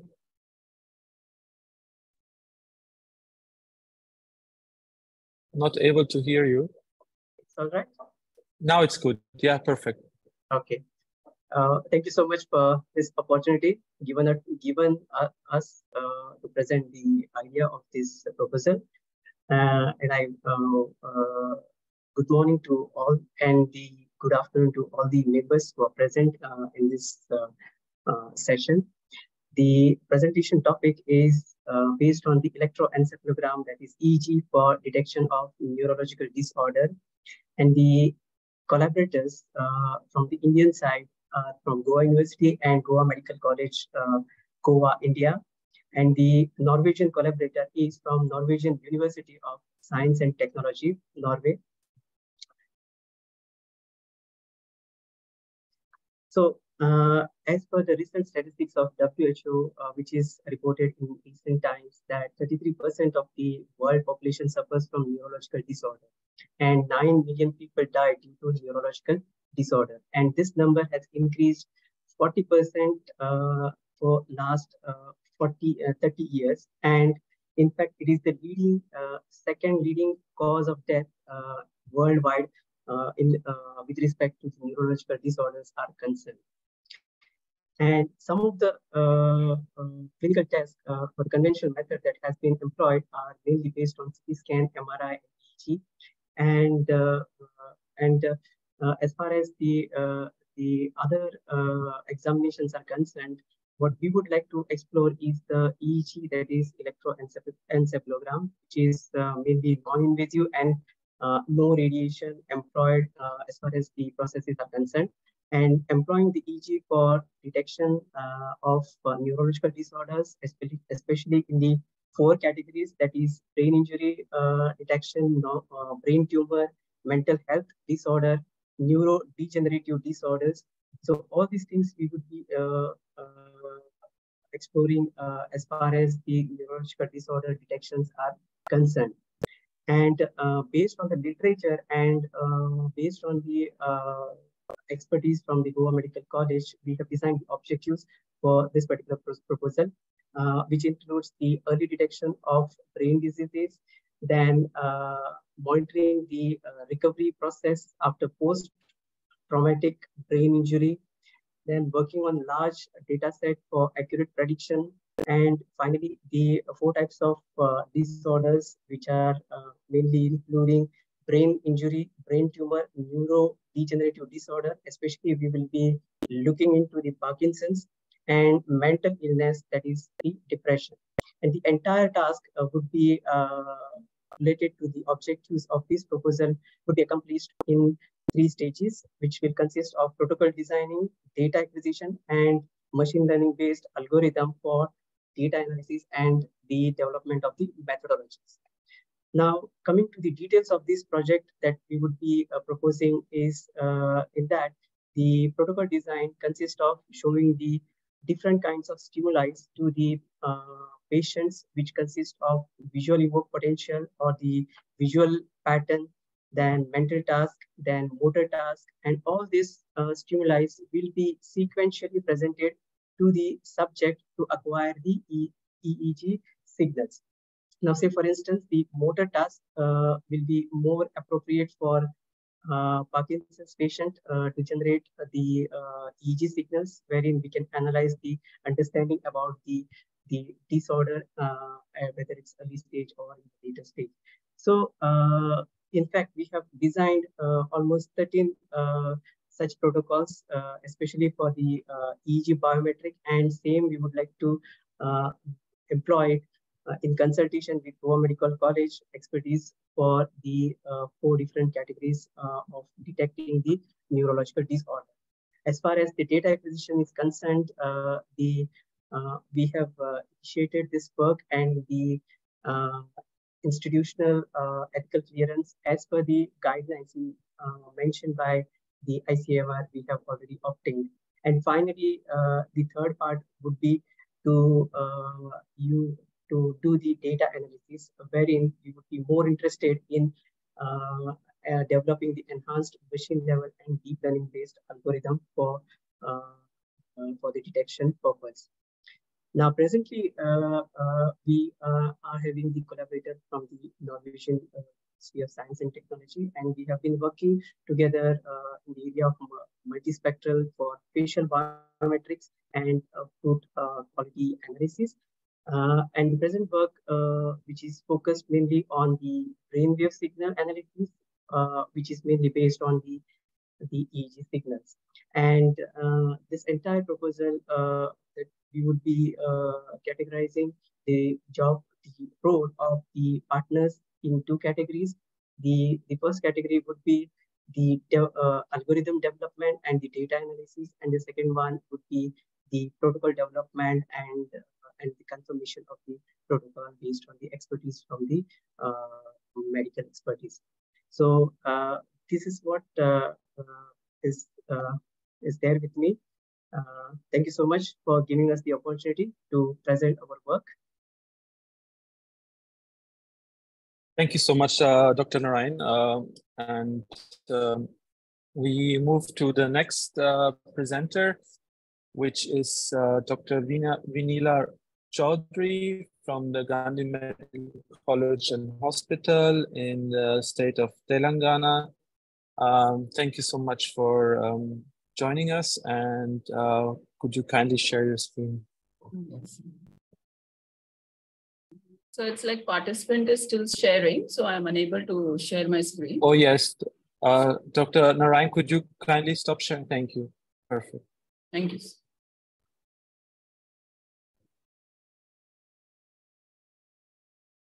Very good morning and good afternoon to all of you.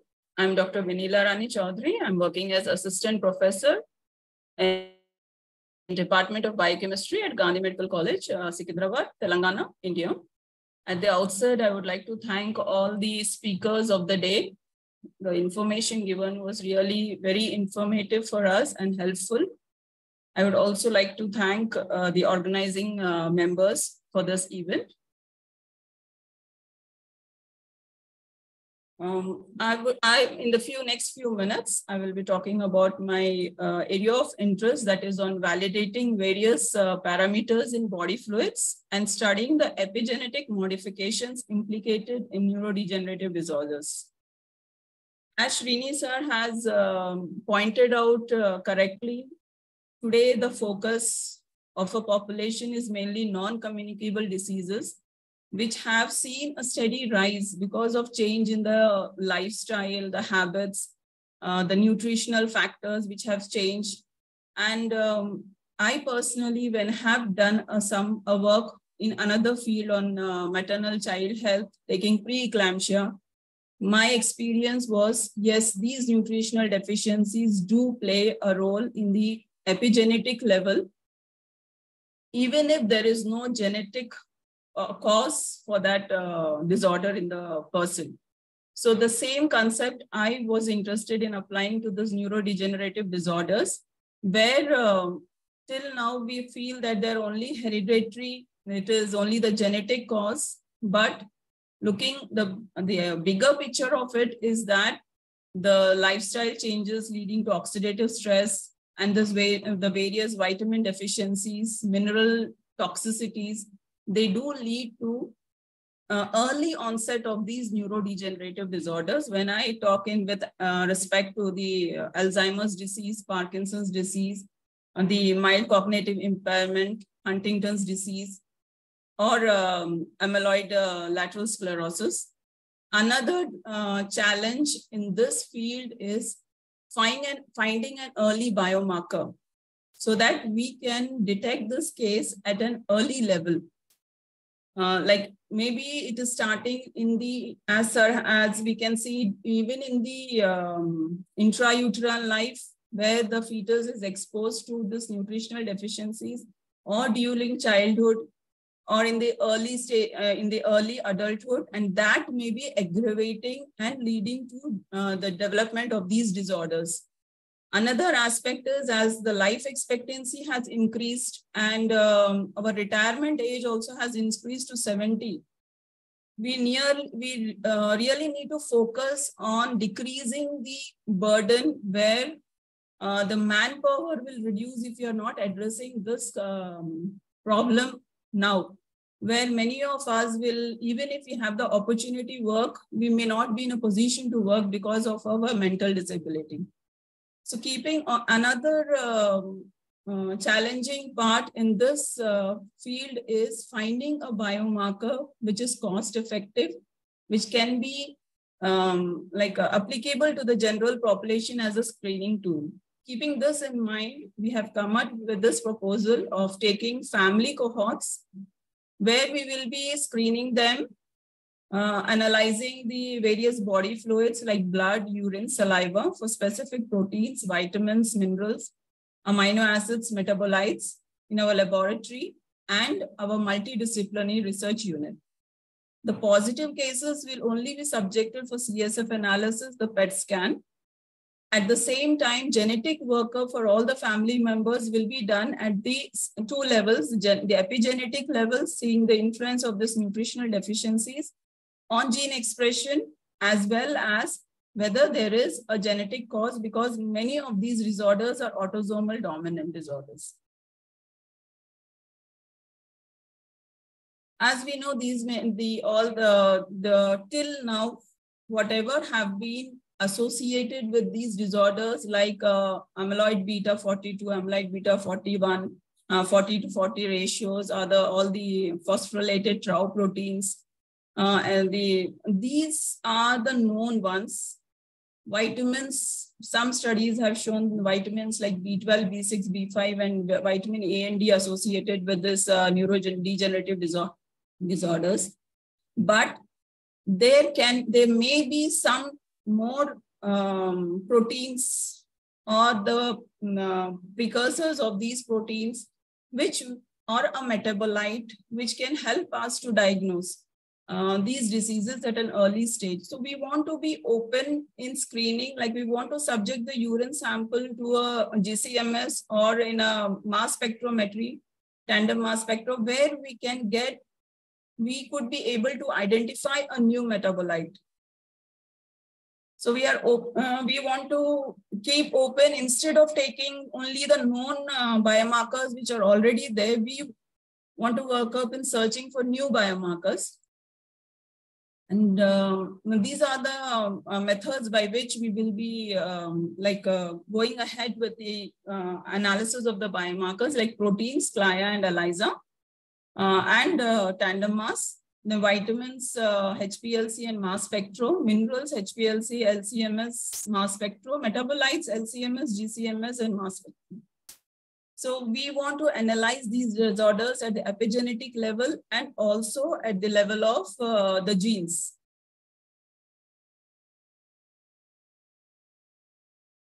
The reason for taking up this study is looking for collaborators and the European partners is main for funding, as I come from a government setup where we do have a shortage of funds. And that really restricts us to some extent in our research. And we're thankful to DBT, ICMR, which have come up with helping us financially. We do have their support in running a multidisciplinary research unit. And this is the area where we want to come up with even the Indian collaborators, Indian partners who would like to work up in this field. Thank you. Thank you for giving me this opportunity. Thank you so much, Dr. Chaudhary. And we move to our next presenter, Dr. Pradhan, from the Department of Electronics and Telecommunication at the Veer Surendra Sai University of Technology. A very good afternoon to you, Dr. Pradhan. Kindly share your slides and the floor is yours. Okay, sir. Thank you, sir. Am I audible, sir? Yes, you're audible. Okay.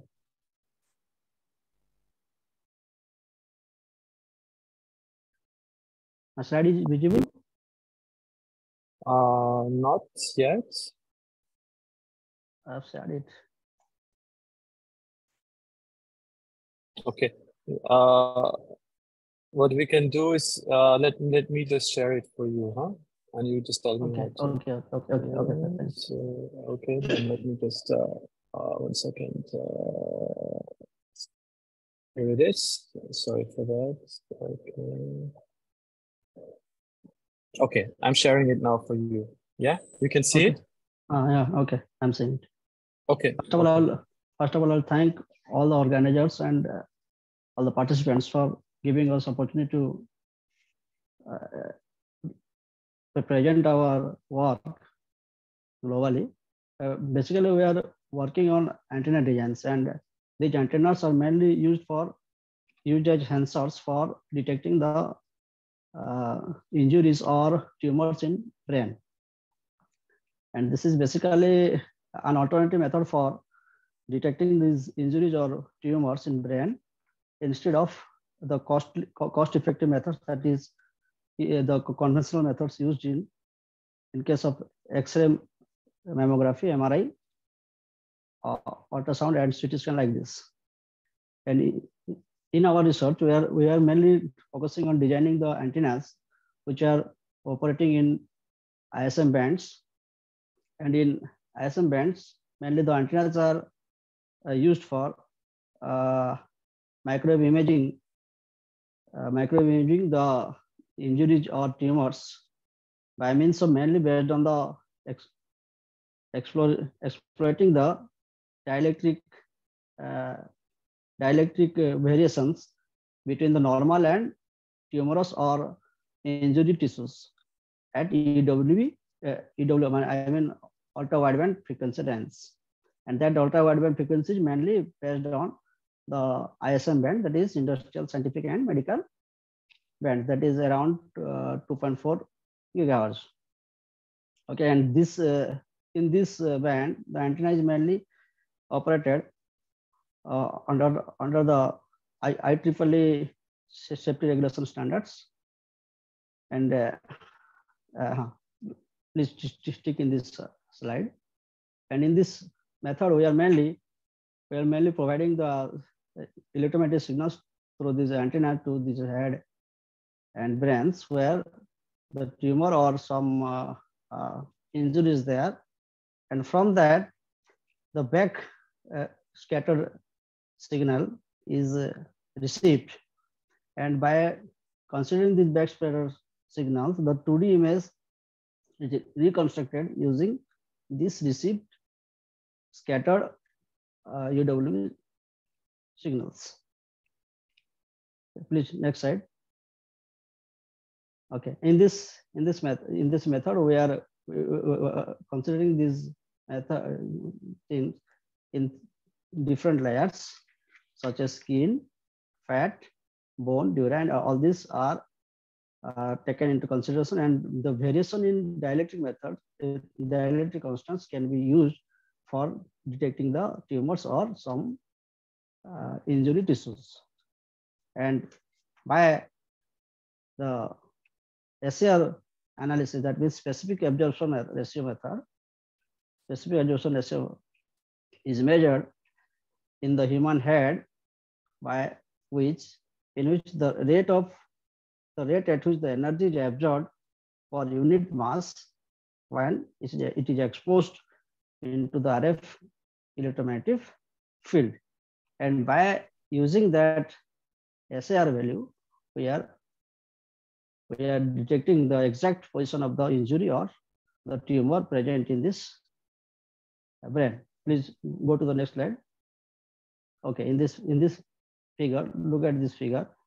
This red portion in the picture is actually the position where the injury is there, or some tumor is there, or some other malignant tissues are there, which can be easily identified using these methods. And this mainly we are using antennas for transmitting the signals in low range and getting back the scattered signals. And that scattered signals is reconstructed into 2D image like this by means of an algorithm that is called delay, multiply, and summing algorithm.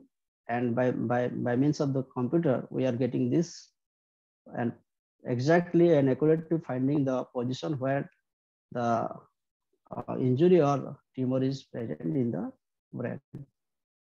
And like this, we are searching some partners and fundings to excel our work in this field. And this is my contact. And we can. And by this, I'm very much thankful to all the listeners and the organizers for providing us opportunity to present our work. Thank you so much.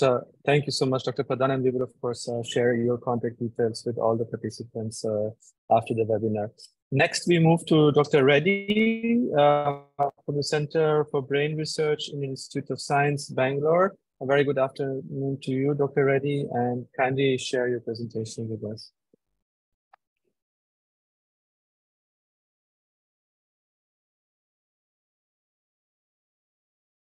Yeah, Dr. Samrat, can you see the slide? Yes, perfect. Please go. Thank you very much for giving me the opportunity, and good morning and good afternoon, everyone. So the proposal of, I am from, my name is Reddy Komadi. I am from Center for Brain Research, Institute of Science. The title of this class presentation is Measuring Blood-Based Biomarkers of Dementia, including Alzheimer's disease, investigation of risk modifiers in Indian population. So yes, you already know very well that, but I don't want to do, but these are very emphasized some of the things through the World Health Organization as well as the Alzheimer's research facts, where, you know, dementia is a chronic and progressive neurological disorder. The people living with the dementia is around 55.2 million worldwide. It is estimated by 2030 would be like 78 million people.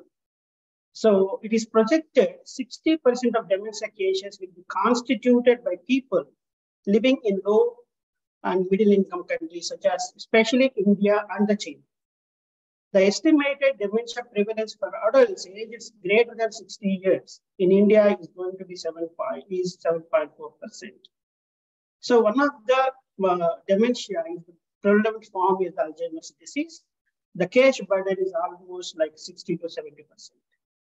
So the abnormal levels in general, you have all these markers, like beta 40, 42, either you measure the ratio, phospho-tau, so different isoforms like phosphorylate for 181, 217, 231, or others, as well as the brain tau, specifically brain tau and the NFL, therefore the great risk factors for the neurodegeneration as well as Alzheimer's disease and dementia. I emphasize that there is therefore the evaluation of the potential biomarkers responsible for dementia is high priority in Indian aging population. So here at Center for Brain Research, we are conducting 2 longitudinal studies and answering the questions: how can we preserve healthy memory functions during aging? How can we identify risk factors for abnormal memory loss and the dementia? How can we prevent, postpone, or reduce the burden of dementia in India? As you know, dementia is not curable, but can be prevented by early identification of risk factors. This is possible only through long-term follow-up. That means we should have the cohort studies and we should follow either healthy cohorts or the disease cohorts every year or every alternate years on aging persons. However, no large-scale prospective or retrospective aging cohort studies are available in India. CBR is at the Center for Brain is conducting the first of its kind large-scale aging cohort studies on senior citizens in India from both urban and the rural populations. The participants are healthy controls aged above 45 age. So we have 2 cohorts. One is urban cohort, the other one is a rural cohort. Where the urban cohort is called the total longitudinal study of aging. The target of the participants was 100,000 participants. The SANSCOG, which is Srinivasapuram Aging Neurogenesis and the Cognition Study. The target is 10,000 participants. And so there are differences between the rural and urban differences, basically socio-cultural and the lifestyle differences between the rural and urban. Therefore, the risk factors for dementia can be different between these 2 populations. So how do we do that? So how do we identify risk factors and protective factors for dementia, especially in the Indian population? The one is that by comprehensively studying the aging in the human brain, utilizing state-of-the-art, validated multimodal assessments, following up the diverse brain aging patterns over several years. If you look at the left side, when we conduct the cohort studies, we have the complete socio-demographic data. We do the clinical assessments as well as cognitive assessments, all the participants. We have the blood investigation, all the blood profiles like the sugar, carbohydrates, lipidomics, all the things. We will also have the genetic data, including ApoE, NGS. We do also the WGS as well as the GWAS. We also do the MRI, and we do follow up all these cohorts. We also do have the biobank at the Center for Brain Research Center. The projected outcomes, so we wanted to developing the cost-effective and community-level interventions, the informing the public health policies, and reducing the dementia burden in India. So we have the state-of-the-art facilities, as you mentioned, plasma biomarkers. So you all know that there are several biomarkers can be measured in the CSF as well as in the plasma or any other fluids. If you look at the synaptic dysfunction, there are neurogranin, SNAP29, synaptogmin, and tau pathology predominantly measured the phospho-tau with either 181, 217, or 231, and the total tau can be either peripheral or the brain tau. A-beta pathology, again, the both A-beta 40 and 42, inflammation, GFAP, other markers. Neurodegeneration, when it comes to neuronal injury, you can measure total tau as well as the NFL, other vascular dysfunction, PDGFR, and the VCAM and ICAM. We have the state-of-the-art facility, which is the HDX analyzer, which is the advanced model from the Brokerage. We are measuring at presently A beta 40, 42, GFAP, NFL, phospho-tau, and the total tau. And we wanted to measure more biomarkers from the plasma from our cohorts, and some of the other markers, excluding this one also, including all these biomarkers. So these are some of the preliminary studies where we have measured A beta 40, 42, phospho-tau, and NFL. If you look at this one, the blue versus the gray, you see that urban cohort has significantly increased both A beta 40, 42 as well as phospho-tau and the NFL. But the rate of change is slightly different between the TLSA and SANSA cohort. Please mind, these are the unpublished results from our preliminary results. So whenever we collect all the data, where we have from our cohorts, we go to the home visit and we collect all the socio-demographic data. Then we have clinical assessments, all the blood biochemistry, cognitive, mRNA, genetic. We will have different modalities. Then finally, we will have into the server.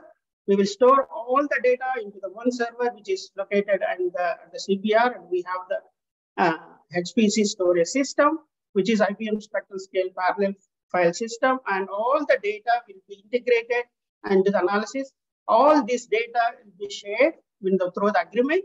And all this data will be stored at the Center for Brain Research. So the outcome of the proposal will be the understanding the underpinnings of the dementia. By investigating the blood plasma markers from our cohorts, will build a research capacity from the Indian population. Our comprehensive data could provide for evaluation of several features like comorbidities, clinical, cognition, genetic with other cohorts across the world. This could serve as a unique and important repository for understanding the potential role for the plasma biomarkers for early detection, prediction, and identification, both at the risk, healthy controls, as well as people with mild and major neurodegenerative cognitive disorders, especially the dementia and Alzheimer's disease. The information from these studies would prove beneficial for the other, like low middle income countries, especially like India and China, and in reducing dementia burden. So finally, our landmark aging cohort study in India that would pave the way to develop strategies for prevention and postponement or early diagnosis of the dementia. Thank you very much. Thank you so much, Dr. Reddy. And our next presenter is Mr. Morten Vene. He's co-founder and CTO at Omics APS from Denmark. Mr. Morten, are you with us? Yes. Yes. Could you come on? Oh, okay. And I think I am sharing now. Perfect. Thank you so much. Yeah, the floor is yours. Thank you very much. And yeah, thank you for the opportunity to share my flash presentation here today. And good evening, everybody. Good afternoon, everybody. Yes, I'm from Omics. We're a CRO, a contract research organization based in Denmark. So what we do is RNA, basically that's what we do. We have an expertise in RNA, and we use RNA sequencing, next generation sequencing approaches to study the RNA with an expertise in ultra low input and biofluid biomarker detections. So basically in any biofluid, you will find RNA, and this RNA sometimes it's really low expressed, but because we're using next generation sequencing, we can detect these really minute amounts of RNA, and these can be used as biomarkers because various cells in disease states will excrete either actively or because of dying cells will excrete the RNA to the biofluids, and we can have like a fingerprint in that situation. So you can analyze various types of RNAs. We have two major approaches we're using for detection. The first one is total RNA sequencing. With the total RNA sequencing, we're looking into larger RNAs, such as messenger RNAs, long non-coding RNAs, and a special type of RNA called circular RNAs. Circular RNAs are as they sound, circular. They're a closed loop RNA structure that has no free ends. And having no free ends means that they're not a not a target for many of the RNA degrading enzymes in the biofluids. So they're actually a really good target for biomarkers. And we also do small RNA sequencing. The main target for small RNA sequencing is normally to detect microRNAs, which are these small but functional non-coding RNAs, which are often very abundant in biofluids. But we can also detect various other types of small RNAs, and importantly also tRNA-derived small RNAs. So these are derived from full-length normal tRNAs, transfer RNAs that are cleaved and are now detectable as these fragments, which we've actually seen can be very good predictors. So here's just an example from a study we did. Here we had 81 bile samples actually. So this is from bile. And what we did was to do small RNA sequencing. Using small RNA sequencing, we quantified microRNA expression and tRNA fragment expressions. And we can see individual microRNAs and individual tRNA fragments are actually fairly good at determining if a patient or a person is a patient or healthy. So there's fairly good discrimination there.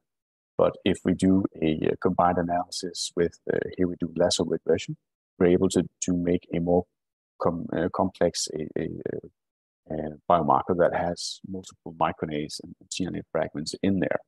And this is actually currently being tested by the customer on the larger cohort using PCR. So before I showed you something from a small RNA sequencing, as I said, we also do total RNA sequencing. This is a more challenging technique in biofluids, but we have been very successful in using this on plasma from blood and CSF samples. So what we see is we actually get a really impressive fingerprint both on the mRNA expression levels in plasma, but also on other types of RNAs, such as long non-coding RNAs and circular RNAs. And what we're seeing is, well, we get a lot of liver-specific mRNAs, but also RNAs from other tissues. In the CSF specifically, we actually see a lot of brain-specific mRNAs, which also does make sense. And this is what you would expect. And this also allows us to be able to measure either in plasma or in CSF any disease state that would excrete RNAs into the biofluids. So often we would not know from the beginning of a project how many samples do we actually need to reach the power that we want to be able to detect biomarkers. So what we're then doing is doing a pilot study and sequencing the pilot study. From that, we can measure, is the power good enough? If it is not, then we can extrapolate to how many samples would we then need in order to gain this power that we need to discriminate. Yeah.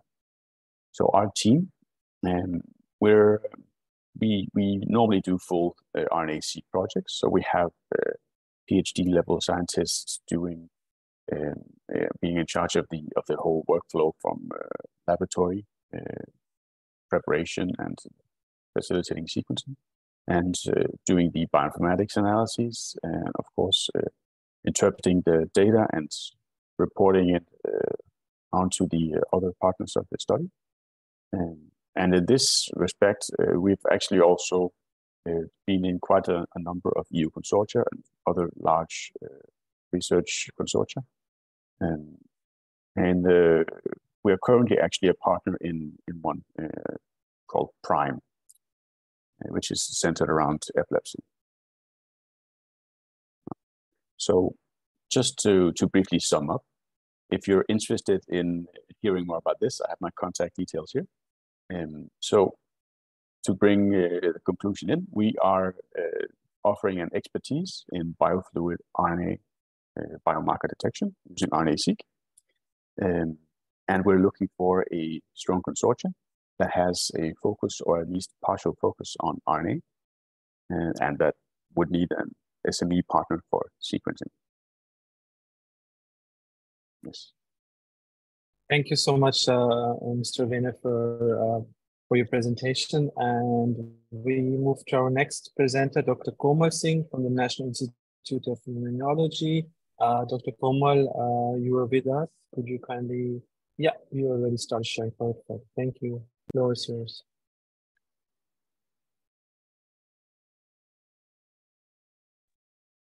Am I audible? Yes, ma'am.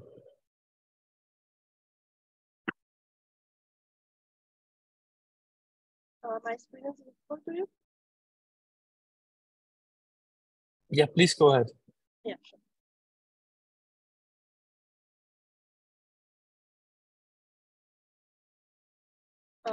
So thank you for the opportunity for letting me present Brokerage event.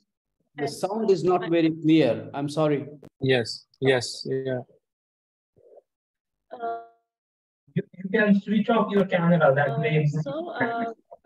I am actually a PhD student. Yeah. Okay. Yeah. Now is it better? Yes, much better. Okay. So I am actually a PhD student working under the supervision of Dr. Kupra Sharma at National Institute of Immunology. And the topic of my presentation is regulation of neurodegeneration by small non-coding RNA.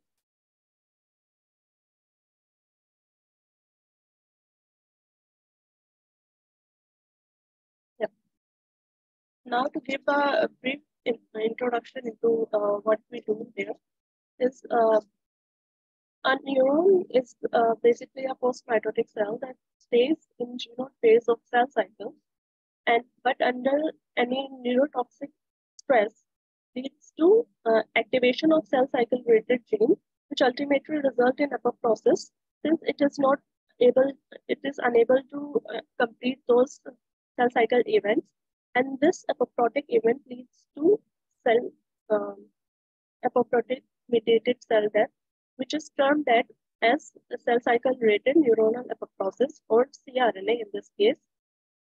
And it is a common phenomenon that is observed in many neurodegenerative disorders, such as Alzheimer's disease, in which a miscleavage of amyloid precursor protein is a major event that leads to beta amyloid aggregation and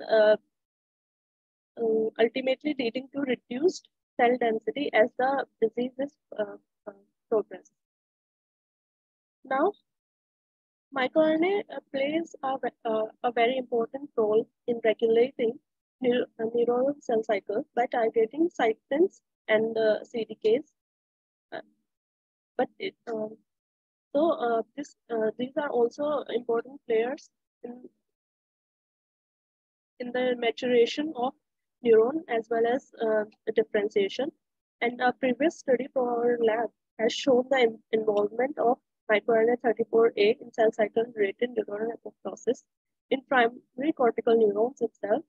And this group has also suggested the role of MBK pathway in cRNA. Further, our lab uses this particular strain of mouse as a Alzheimer's disease model, in which there are 2-point mutation in amyloid beta precursor protein and one deletion in the exon 9 of presenilin 1 gene. So we extract the primary cortical neuron from these animals, as well as primary cortical neuron from a rat also. And then we perform experiment using amyloid treatment, A-beta treatment. These are some of the preliminary results that we have got with this idea. And this is the RNA-seq volcano plot, in which we have found several microRNA to be deregulated. I would like to mention that this is from the neurons cultured from the TG AD mouse that I have previously shown in the previous slide as when compared to the wild type mice. So out of these, we have proceeded with the we have extended our study with 2 of the microRNA, and we found promising results in a rat cortical neuron when upon treatment with A beta, and further validation in the cultured neuron. And we have found these the expression level of both of these microRNA to be decreased upon A beta treatment or in TGAD mouse model. And we could also manage to obtain frontal cortex tissue sample for Alzheimer's disease, and they are wild type, they're healthy counterpart. And we also this data shows the 2 technical replicates of 2 biological replicates, and interestingly, we found a decreased expression of microRNA in this tissue also. Further, it was also important to look for the role of these microRNA in case of cRNA itself. So we have used lentivirus-based overexpression of these microRNA. First, as you can see from this panel A, in presence of A beta upon A beta treatment, there is an increased expression of PCNA, which is a S-phase marker, and cleaved caspase 3, which is apoptotic marker, to be increased, which is significantly reduced in presence of this microRNA overexpression. Or if you can see in panel C, in the case of microRNA Y expression. Similarly, this finding was confirmed in the TGAD model. And further, we had also performed PRD tunnel labeling. And here we found that PRD label cell, which marks the cell cycle activated, in which the cell cycle is activated, and tunnel label cell, which marks the apoptotic cell, found to be increased in A beta upon A beta treatment, which was significantly reduced upon microRNA X or microRNA Y overexpression. So this confirms the impaired expression of this particular microRNA in case of A beta toxicity. Further, since we were finding such promising result, it was pertinent to see this the effect of these microRNA in case of in these animals. So for this purpose, these animal 6 to 7 month old female TGAD and wild-type animals were bilaterally stereotactically injected with lentiviral particle encoding microRNA X. And these were then after 45 days gone through behavioral Dr. tests. Komal, sorry for interrupting, but you are a bit running out of your time. So could you just maybe come to the conclusion of your presentation? Yeah, sure. I'll just finish up in 30 seconds this slide, and then I'll come to the conclusion. So here we found that latency for in motor maze test was increased. Was increased in case of TG and TG treated with PLQ, but it was found to be decreased when treated with microRNA X. And similar results were obtained for the spontaneous alteration, which is Y-maze test, in which we test the ability of the animal to explore the unexplored area. And further, these animals were then sacrificed at day 55 to look for the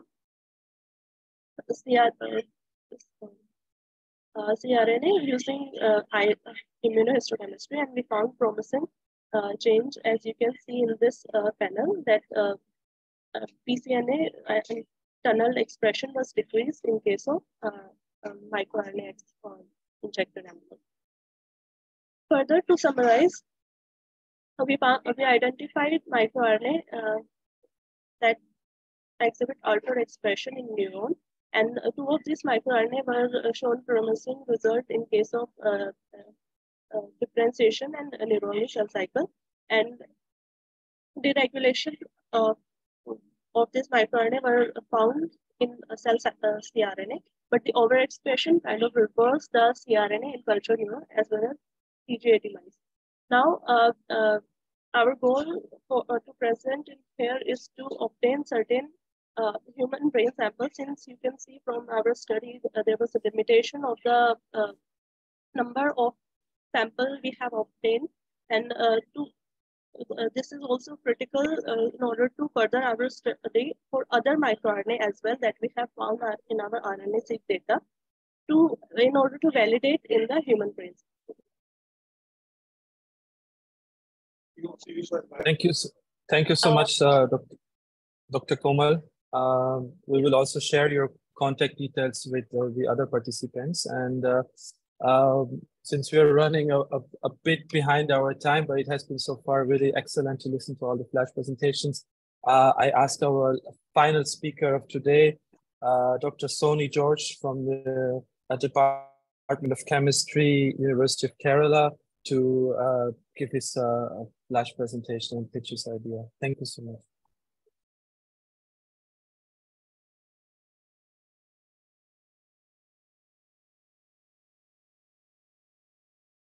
Okay. Am I audible and visible? Yes, both, sir. Okay, thank you.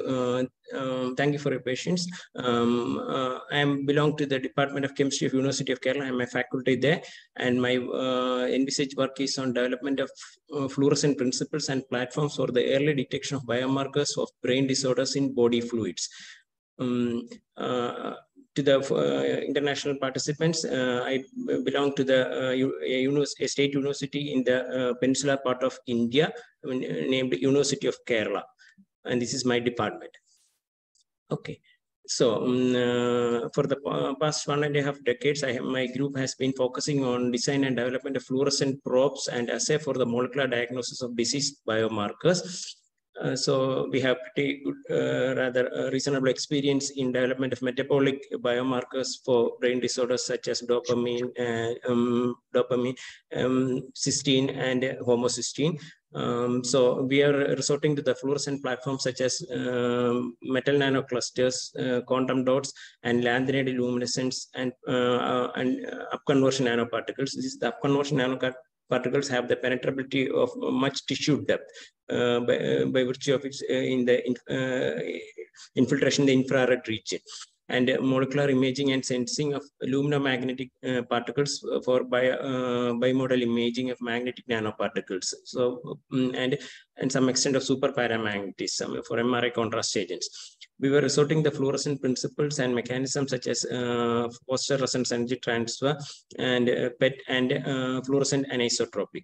And as you all know, most of the neurodegenerative diseases, it is onsetted by entanglement of the protein. So entanglement of the protein can be visualized by means of the phenomenon known as fluorescent anisotropy. So and most of the this picture is quite clear to you, everybody, so I'm not explaining it. So the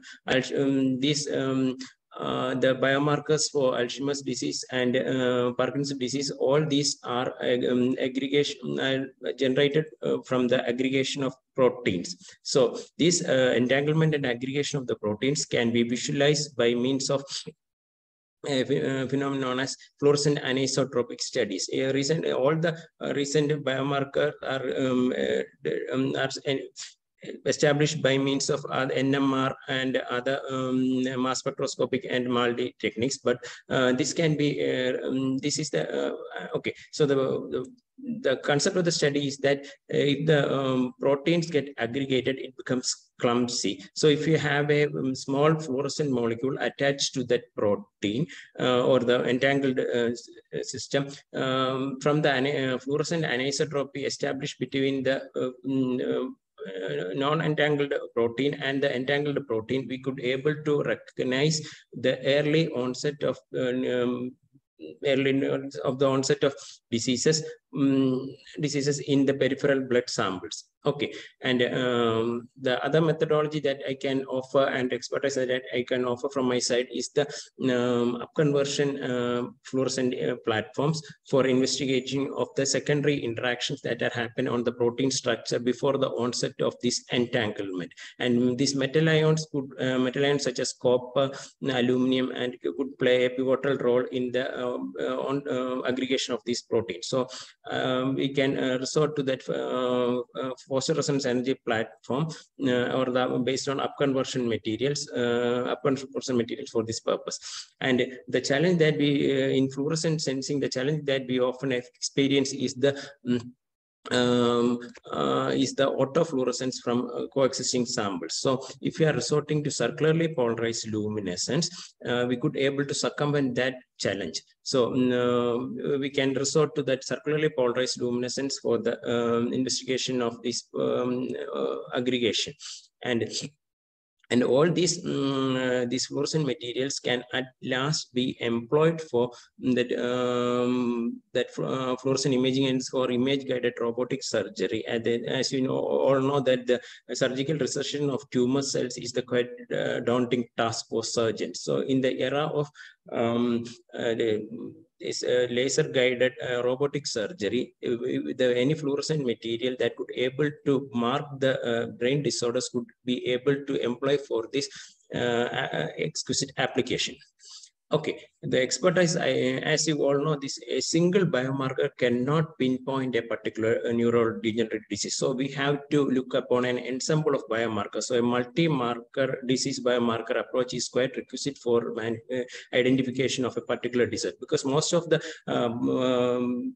previously discussed these biomarkers are appearing on many of the diseases. For example, the biomarker that appears in Alzheimer's can also be accessed in Parkinson as well as in Lewy body diseases. So we have to any information that we gathered from which has to be refined through artificial intelligence. So I am seeking the expertise of machine learning algorithms and artificial intelligence for the for the refining of elucidating data from the fluorescence, this anisotropic fluorescent anisotropy, as well as the circular polarized luminescence. Okay, and also I am seeking expertise from this person in the European community who have expertise in circular chemiluminescence spectroscopy, and also seek the sharing of resources from biobanks and clinical samples. Okay, so I have assurances from the medical community in the immediate vicinity of Thiruvananthapuram that a young doctor who has been is a geriatric psychiatrist who has consented to collaborate with me in this research. And also I'm seeking expertise from the neurologist from the immediate vicinity, Sri Institute of Medical Science and Technology, Institute of National Importance. So and our University of Kerala is rich in instrumentational facilities. We have a centralized instrumentation laboratory, central laboratory for instrumentation and facilitation. So we have enormous amount of equipments in there, and these are the equipments which have in my lab. So we have a Edinburgh FLS 1000 integrated with an Nikon microscope for molecular fluorescent imaging. So that could able to be explicitly employed for this fluorescent anisotropic measurements of these neurodegenerative biomarkers. And all these are the set of other equipments that are available in my lab. And these are my publications. And thank you for the patience and listening. Thank you. Thank you so much, Dr. Soni, for the presentation, and thank you to all the presenters. It has been an extremely, I would say, informative and long afternoon. Thank you for all the participants for being with us. Dr. Soni, could you just close your screen? Yeah, stop sharing. Then we can bring everybody back on the screen. If you're not able, let me just do it quickly. You can close. Okay. Yeah, yes. I can close it now. Okay. Stop sharing. Okay, perfect. So could could we just have everyone's camera on to make a family picture of this event? And yes, thank you so much. Perfect, thank you. Great. Okay, and Vivek and Srini, like maybe the last concluding words also from your side, like, you know, what are now the next steps for our presenters, but also for our participants? Thank you. You want to go first, Vivek? Go ahead. I'll talk afterwards. Yeah, so there's a question regarding the share of budget. So there is no specific sharing of budget. You can be as per the workload. So it could be Europeans obviously will be in the lead. So the European Commission and the share will be more than the Indian. So that is very straightforward, but it has been also mentioned in the DBT website is as per the requirement of the projects and the efforts you put in the consortium. Regarding the last words, because you are running against the time, it is very short now. The Europeans will be on the verge of summer vacation. So make sure you are finding a right partners as soon as possible. Discuss, because it takes time, and make sure you read background informations, the work plan, so that the rationale, the philosophy, and the importance of the topic is reflected into your proposal. And this has to be multilateral, multidisciplinary, cross-sectoral collaboration. So make sure different skills of sets of people are part of the consortium. I will stop it here. We will be available for any help you need for the technical assistance. Finding partner is your expertise, and that should be focused now onwards for your consortium building. Thank you. A quick word from me. I'm absolutely impressed by the range of expertise that all of you have shown.